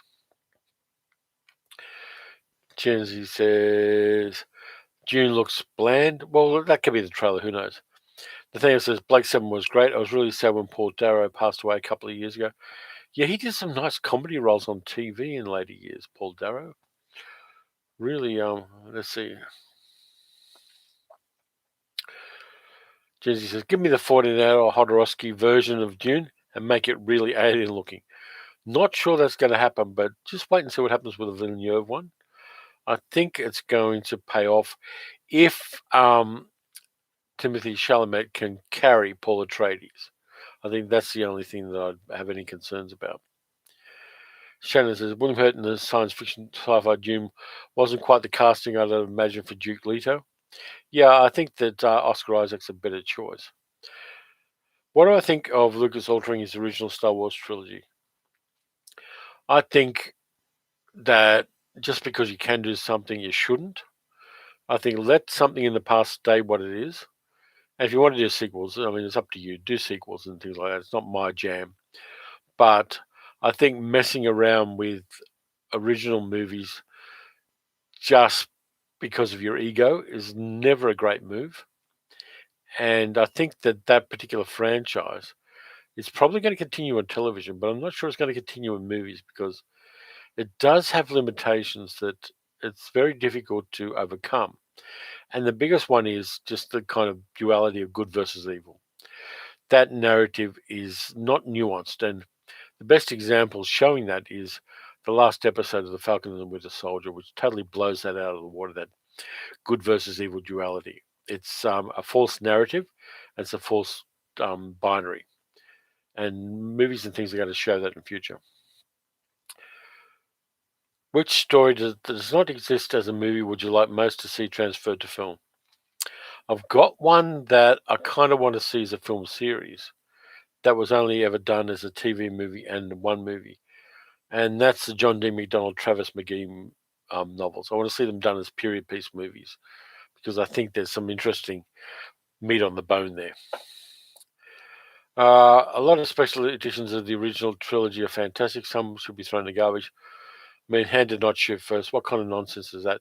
It's George Lucas's ego is what it is. John Carpenter and George Romero, when they got the big studio, started to interfere too much with their later movies, suffered. Yeah, I kind of like Ghosts from Mars. I've got a fondness for Ghosts of Mars, John Carpenter's movie, because I think that there's an interesting movie lying under the skin of that one. Even though it is a Western, and very much so, I kind of like that movie. All right, see. Okay, says, by the way, Paramount announced a start date for a new Star Trek movie. Yeah, go for it. I mean, I'm always up for a good Star Trek movie, or even a mediocre Star Trek movie. I kind of like the world, and I like to see what they do with it. I think there have been some really shit ones, but I'm up for a Star Wars movie. Shannon says, the only Star Wars movie I really liked was Rogue One. Fair enough. As I said before, I'm not a Star Wars fan particularly. I really don't like that binary about good versus evil. The most interesting movies and TV series and things like that are nuanced. They things like I've been thinking about Batman lately, and Batman is problematic because he's a rich guy who goes and bashes criminals. And we know that a lot of crime is based on disadvantage. It's based on mental illness. It's based on economic disadvantage. It's based on lack of opportunity. And having a rich guy going bashing criminals because they're economically disadvantaged and some of them have gone into crime and other things is a very problematic narrative in a complicated world. Let's see. Gene Roddenberry was the man. And yeah, he was also very problematic. Apparently, he was a bit kind of profligate with his seed. Let's put it that way. Let's see. Kenzie says, recently watched the Abrams trilogy and really enjoyed them, even the third one. Kubrick, his later movies never as good. I think Full Metal Jacket could have been better. I like Full Metal Jacket, but I see where you're coming from. Man with no name says, what's your opinion about Sam Raimi's plans for a full Spider-Man movie? Up to him.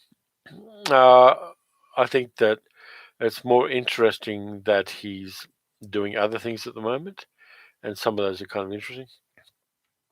What do I think about Star Trek Disco? I like it. I like the change of emphasis. I like the fact that it's a prequel, but also goes into a future beyond canon Star Trek. I think that it kind of works, and I think it's an adult piece of work. It's not dumbed down. It's not childish. It's complicated. It's inclusive, and it does move the franchise into the 21st century in a big way. Hey, David, how you doing? David says, happy birthday. Hope everything's going well in Minnesota. Very glad about that verdict for you guys. But let me have another drink. Well, we've been doing this for over an hour and a half. I love this. I've got a question. What kind of stuff do people want to see from the channel? Because I'm going to pick your brains while you're here. Godzilla fan says, have I seen Titans and Doom Patrol? Love Doom Patrol. Titans less so. Yep, Luthier's in Minneapolis too, along with David. The boys I like too. I like the boys because it's transgressive as hell. I like the comics, even though the comics have some very sexist and problematic aspects. But the boys really works. And again, superhero movies are a very broad church. You can tell an incredible amount of stories within that framework, as a number of things have shown.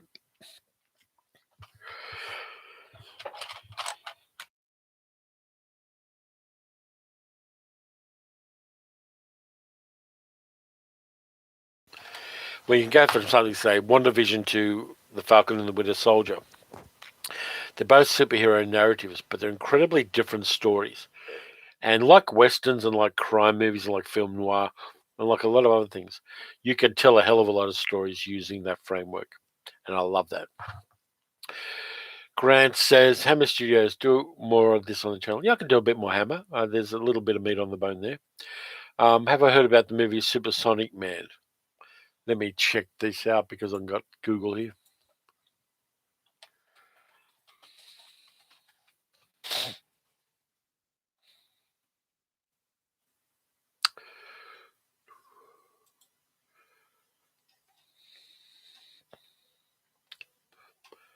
From 1978, Supersonic Man. It gets 25% on Rotten Tomatoes. Godzilla fan says, I think what you're doing with the channel is great. Have no complaints. Thank you. I appreciate that. I like getting feedback. I like getting ego stroked, but I like getting feedback as well. FG says, you mentioned John Carpenter earlier. Any thoughts about Darkstar? Darkstar was one of those midnight movies I saw at midnight cinemas in Valhalla and Glebe and things like that. And it always had a great audience. Darkstar is rough as guts, low budget, but it shows that story matters and imagination matters and practical imagination matters in movies. And Darkstar gets a little love from me because of that. Yeah, it's I'm going to do more Hammer on the channel. I want to hit that creative shame, like the really classic movies I haven't seen before. I'm really looking forward to doing that as part of it. Let's see. Godzilla fans says, I've been watching Invincible and Harley Quinn. I watched Harley Quinn the first season. Haven't watched Invincible yet, but I'm hearing good things about it. Echo says, what are your opinions about the Emmanuel movies with Sylvia Kristel? My opinions are slightly different than when I saw them in my teens and early 20s. I think that there's a room for erotica in cinema. I think that there's such a great history of it, and I think that it's an honest thing. If you can have a movie that scares people and creates an emotion of terror in people, why can't you have a movie that arouses them as well and kind of gives them other emotions? I think it's an honest thing to have erotic movies as a part of cinema, but I think that you got to differentiate between erotic movies where people watch 3 minutes of them for certain purposes and erotic movies where people are there for the story, because 1970s adult movies actually had stories, things like the Alice in Wonderland movie, Opening a Mystery Beethoven. They were full movies that also had sex in them. But as the format changed with VHS coming in, Boogie Nights tells the story. It changed, but I think there's room for erotic cinema. Okay, let's see. Pop quiz hot shot, Xanadu or Lost Horizon from the 1973? Lost Horizon, it's got Bobby Van in it. And it's just such a great train wreck of a movie. And it's haphazard. And it's got Peter Finch, who's Australian, in it. My grandfather was in World War II with Peter Finch, so I'll go Lost Horizon on that. Demi says, do a video on Jean Cocteau dreamlike movies? Absolutely, because I want to hit a bit more Jean Moreau movies. Any biker movies beside Easy Rise I like? Stone I like. The ones Peter Fonda did, besides Easy Rider, Born Losers, all those kind of movies are great. Yeah, I do like Easy Rider though. So there are a number of biker movies I like. Let's see. Nathaniel says, do you think that Hammer non-horror films are much underappreciated? Never Take Sweets from a Stranger, The Nanny, and Taste of Fear are excellent. Yeah, I talked about 2 of those in a recent video, Nathaniel. Yeah, I do. I think that there's a lot of great crime stuff and a lot of great thriller stuff that Hammer had to go at, particularly in the 50s, 60s, and 70s, which is crazy underrated. And Luthia says, I'd be interested in hear about some classic Australian TV shows or films that might not have made it out of the country. I can do that. That's definitely there. There seems to be a biker culture in Australia. Yes, there is. If you ever want any amphetamines, they're the guys to go to. And there has been since that kind of post-Vietnam era. And the movie Stone shows up a bunch of Vietnam vets who are bikers. But that's kind of when bike culture really hit Australia, is after Vietnam. Jency says, saw the first Emmanuel movie when I was a teenager, way before the age recommendation. Now, thinking of it as kind of a sweet story. It kind of is. And Nathaniel says, pink films can be very interesting, but often they are not kind to women. Absolutely. I'm getting a Blu-ray from Zavi of a couple of Pinku movies from Japan, one of which involves a kappa, which is a mythical creature from Japan. And I'm kind of looking forward to that one. Let's see. Echo says, do you know the movie Captain Invincible? Yeah, I've got friends who worked on it. I like Captain Invincible. I like any movie where Christopher Lee sings is a good movie, and Captain Invincible is a lot of fun. Keith says, what's your take on movies such as Nymphomaniac being classed as you because it was listed as an art film, even though it contains hardcore pornography when other films are censored for much less? I think it's to do with intention and quality. Nymphomaniac, I've got the 2-disc one. And it's a complicated movie, and I think that it's an honest movie. And I think that a movie with a good story and good characters can have hardcore sex in it. And it's a different kind of movie than a movie which is just hardcore sex without character. So I don't mind that they're rated differently. I think there are different intentions to both kinds of films.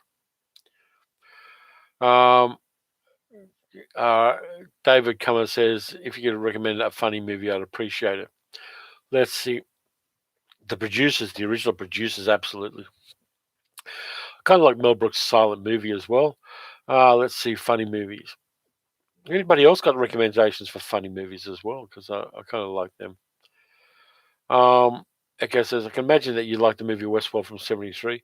Yeah, I did. I saw it in the 70s and I liked it then. I think it's a good, honest effort. I want to get into the series as well. I hear good things about the series. Maybe the name says, I love Dark Age, Razorback, Rogue, and many more Australian movies, but I think they didn't do well in Australia. Yeah, that was a weird time. Exploitation was a weird genre because a lot of the movie-going audience in Australia was into those kind of nostalgic art house films at the time. And meanwhile, there were a whole bunch of exploitation movies that were going to drive-ins and flea pits. and are being reevaluated and reappreciated these days. A lot of them did better in overseas markets than they did in Australia. Billy Jack and One Tin Soldier, yeah, absolutely.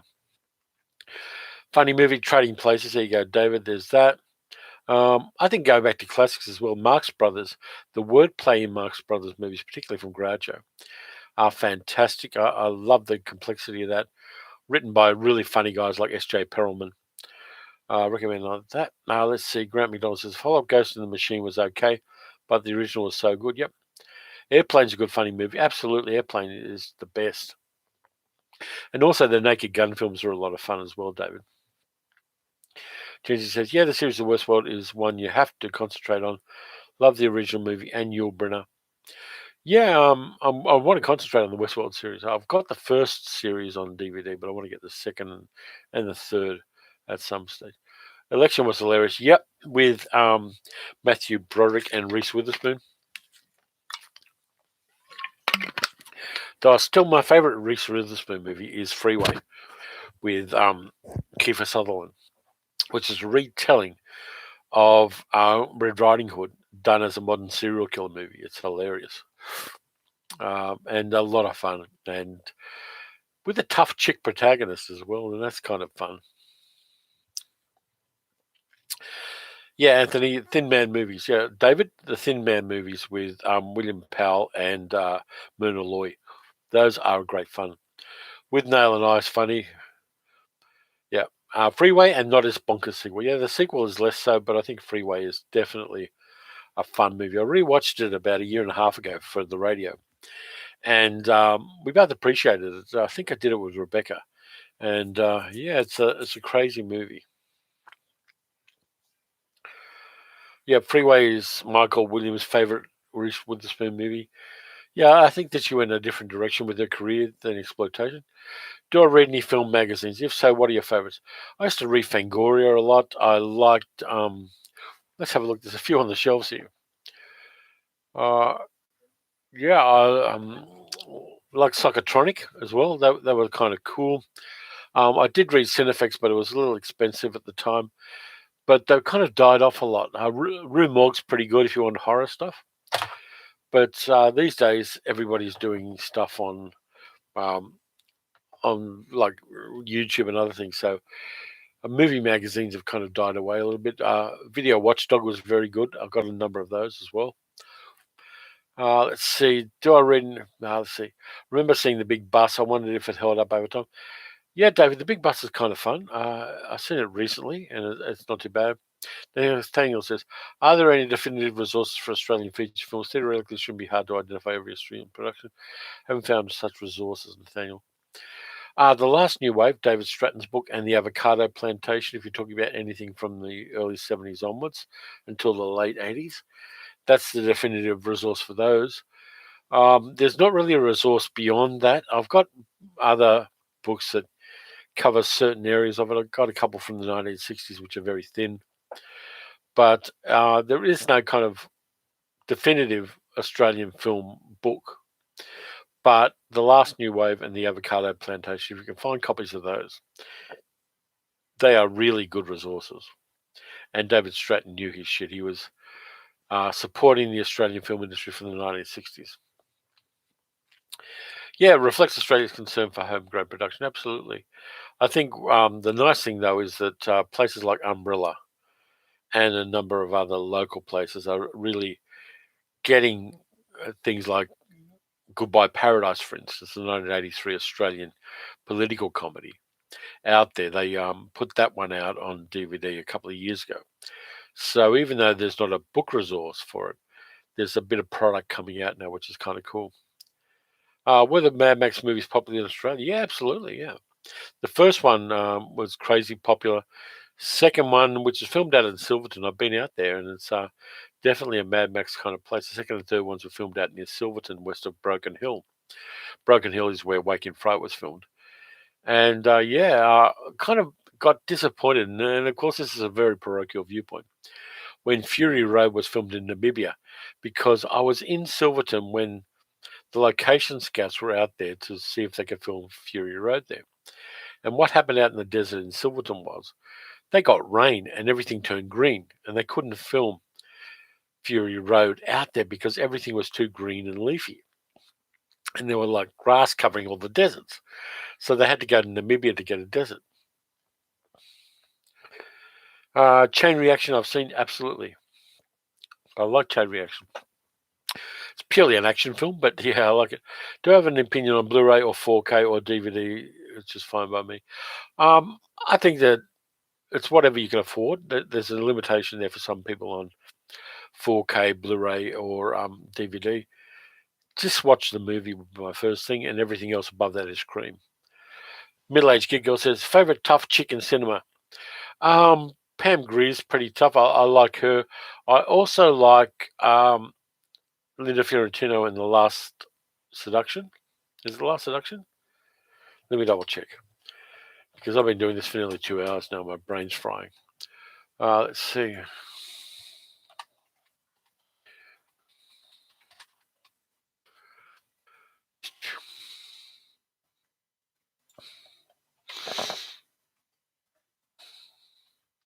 Sorry about this. Let's have a look here. Yeah, The Last Seduction. Crazy tough chicken movies, that one. She is just full tilt boogie. Rob says, I love Tina Turner in the third Mad Max film. Rewatch it because I think she's got a presence, but I'm not sure she's a particular actor. And yeah, Linda Fiorentino has kind of disappeared, but she played tough chicks all the way through. And yeah, really an interesting actor and an interesting presence on the screen as well. And she just worked in that film. But then you got to come back to people like Pam Grier as a tough chick in cinema that I really, really appreciated because she did it her own way and she was imposing and tough. And the last scene, I think it's in, is it Coffee or Foxy Brown, where she cuts the guy's nuts off and gives them to his girlfriend. That's the ultimate tough chick move. Echo says Westworld was the first movie where computer virus was ever mentioned for the first time. Yeah, but also had some of the first computer special effects on one of the screens as well. It's a breakthrough in a number of ways. Yeah, Pam was fantastic. So underrated. She's living in a kind of farm in the desert at the moment, and is kind of living her best life, just chilling out in the desert. But yeah, just I also kind of, and this is a deep cut, and I mentioned this before in another video. I kind of liked Sherry Cafaro in the Ginger trilogy. She was a tough chick character in that as well, and did some very transgressive things, including electrocuting guys' nuts. But if you haven't seen Girls Are for Loving Ginger and the Abductors, and you're into 1970s kind of grindhouse sleaze cinema, that's the way. Middle-aged Kid Girl says, 8 minutes to go. What's coming up on Terry Talks Movies? The Creative Shame, I'm going to be doing that on Wednesdays. I'm going to hit the Creative Shame and see some quality movies that I haven't seen before and do double reviews of those. And the Saturdays I'll keep for the listicles and the big stuff that really rates well with viewers. And yeah, there's a lot of things there. I've got a big long list in the big book. And there are a lot of things. So if anybody has ideas, throw them into a comment sometime, and I'm more than happy to think about them. And if they're right for the channel and they're right for me, I'll go ahead with them. Grant says, "Love Logan's Run, due for remake, but not in cancel culture." No, cancel culture is not a term I like using, but I don't think we need a remake of anything old. I think we want to tell new stories in new ways. Westworld has the first CGI effect you could say. The eye view from the android Yul Brynner is playing in the movie. Yep. And Michael says, a buddy of mine put a roof on Pam Grier's mother's house in the 1990s, and she was sweet as can be. Yeah, she sounds like she's got all of her ducks lined up as a person, at Pam Grier.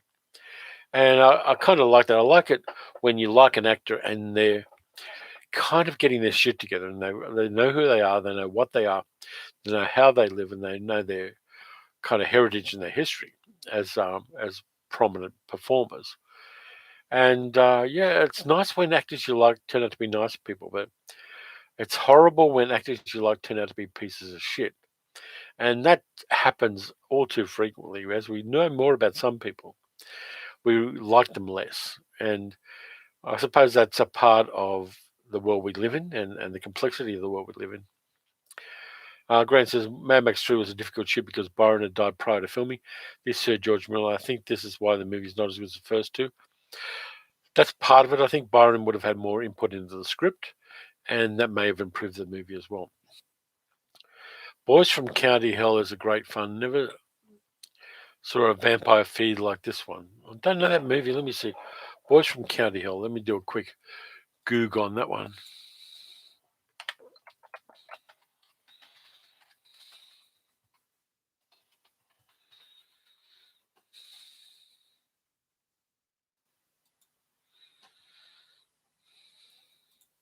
Haven't seen that one yet, but I'm adding it to the list. Where's my pen?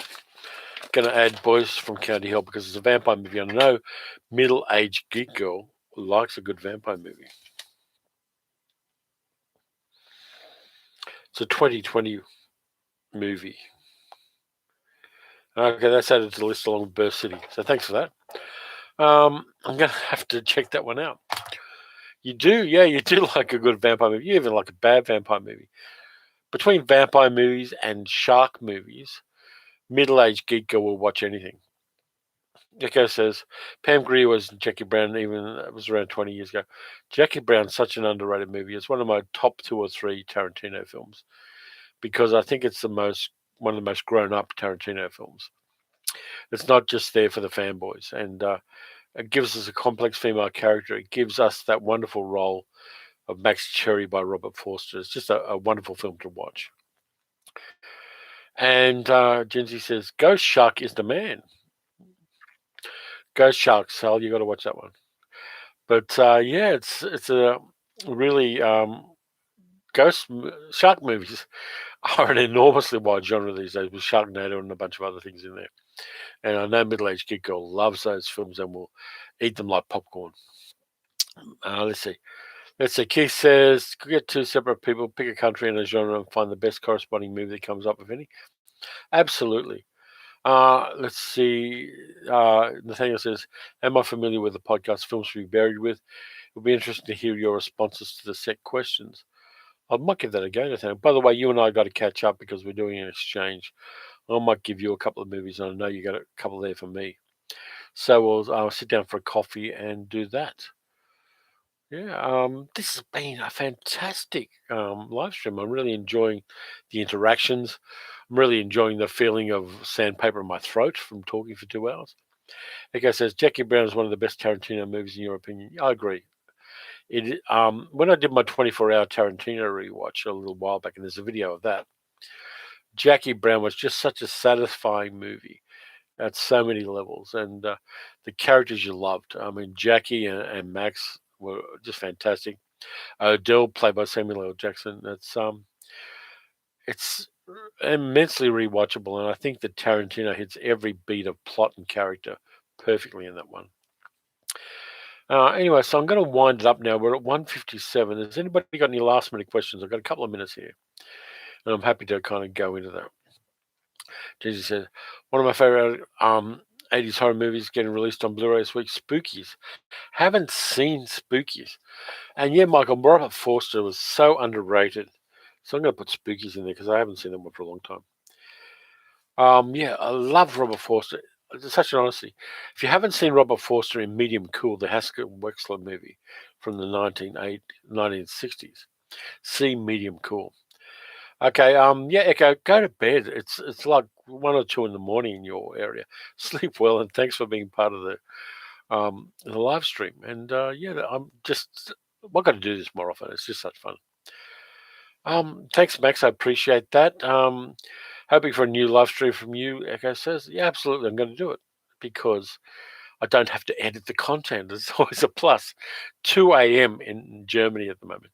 Get some sleep, or as Samuel L. Jackson said, go the fuck to sleep and sleep well. And the middle-aged geek girl says, can I get up now? And yes, you can. Anyway, people, I'm going to finish it up here. Thank you very, very much for being a part of this and making it great and helping me celebrate. You all rock. and I appreciate it so much. So take care, and I am out of here. I'm going to get another coffee. See you then.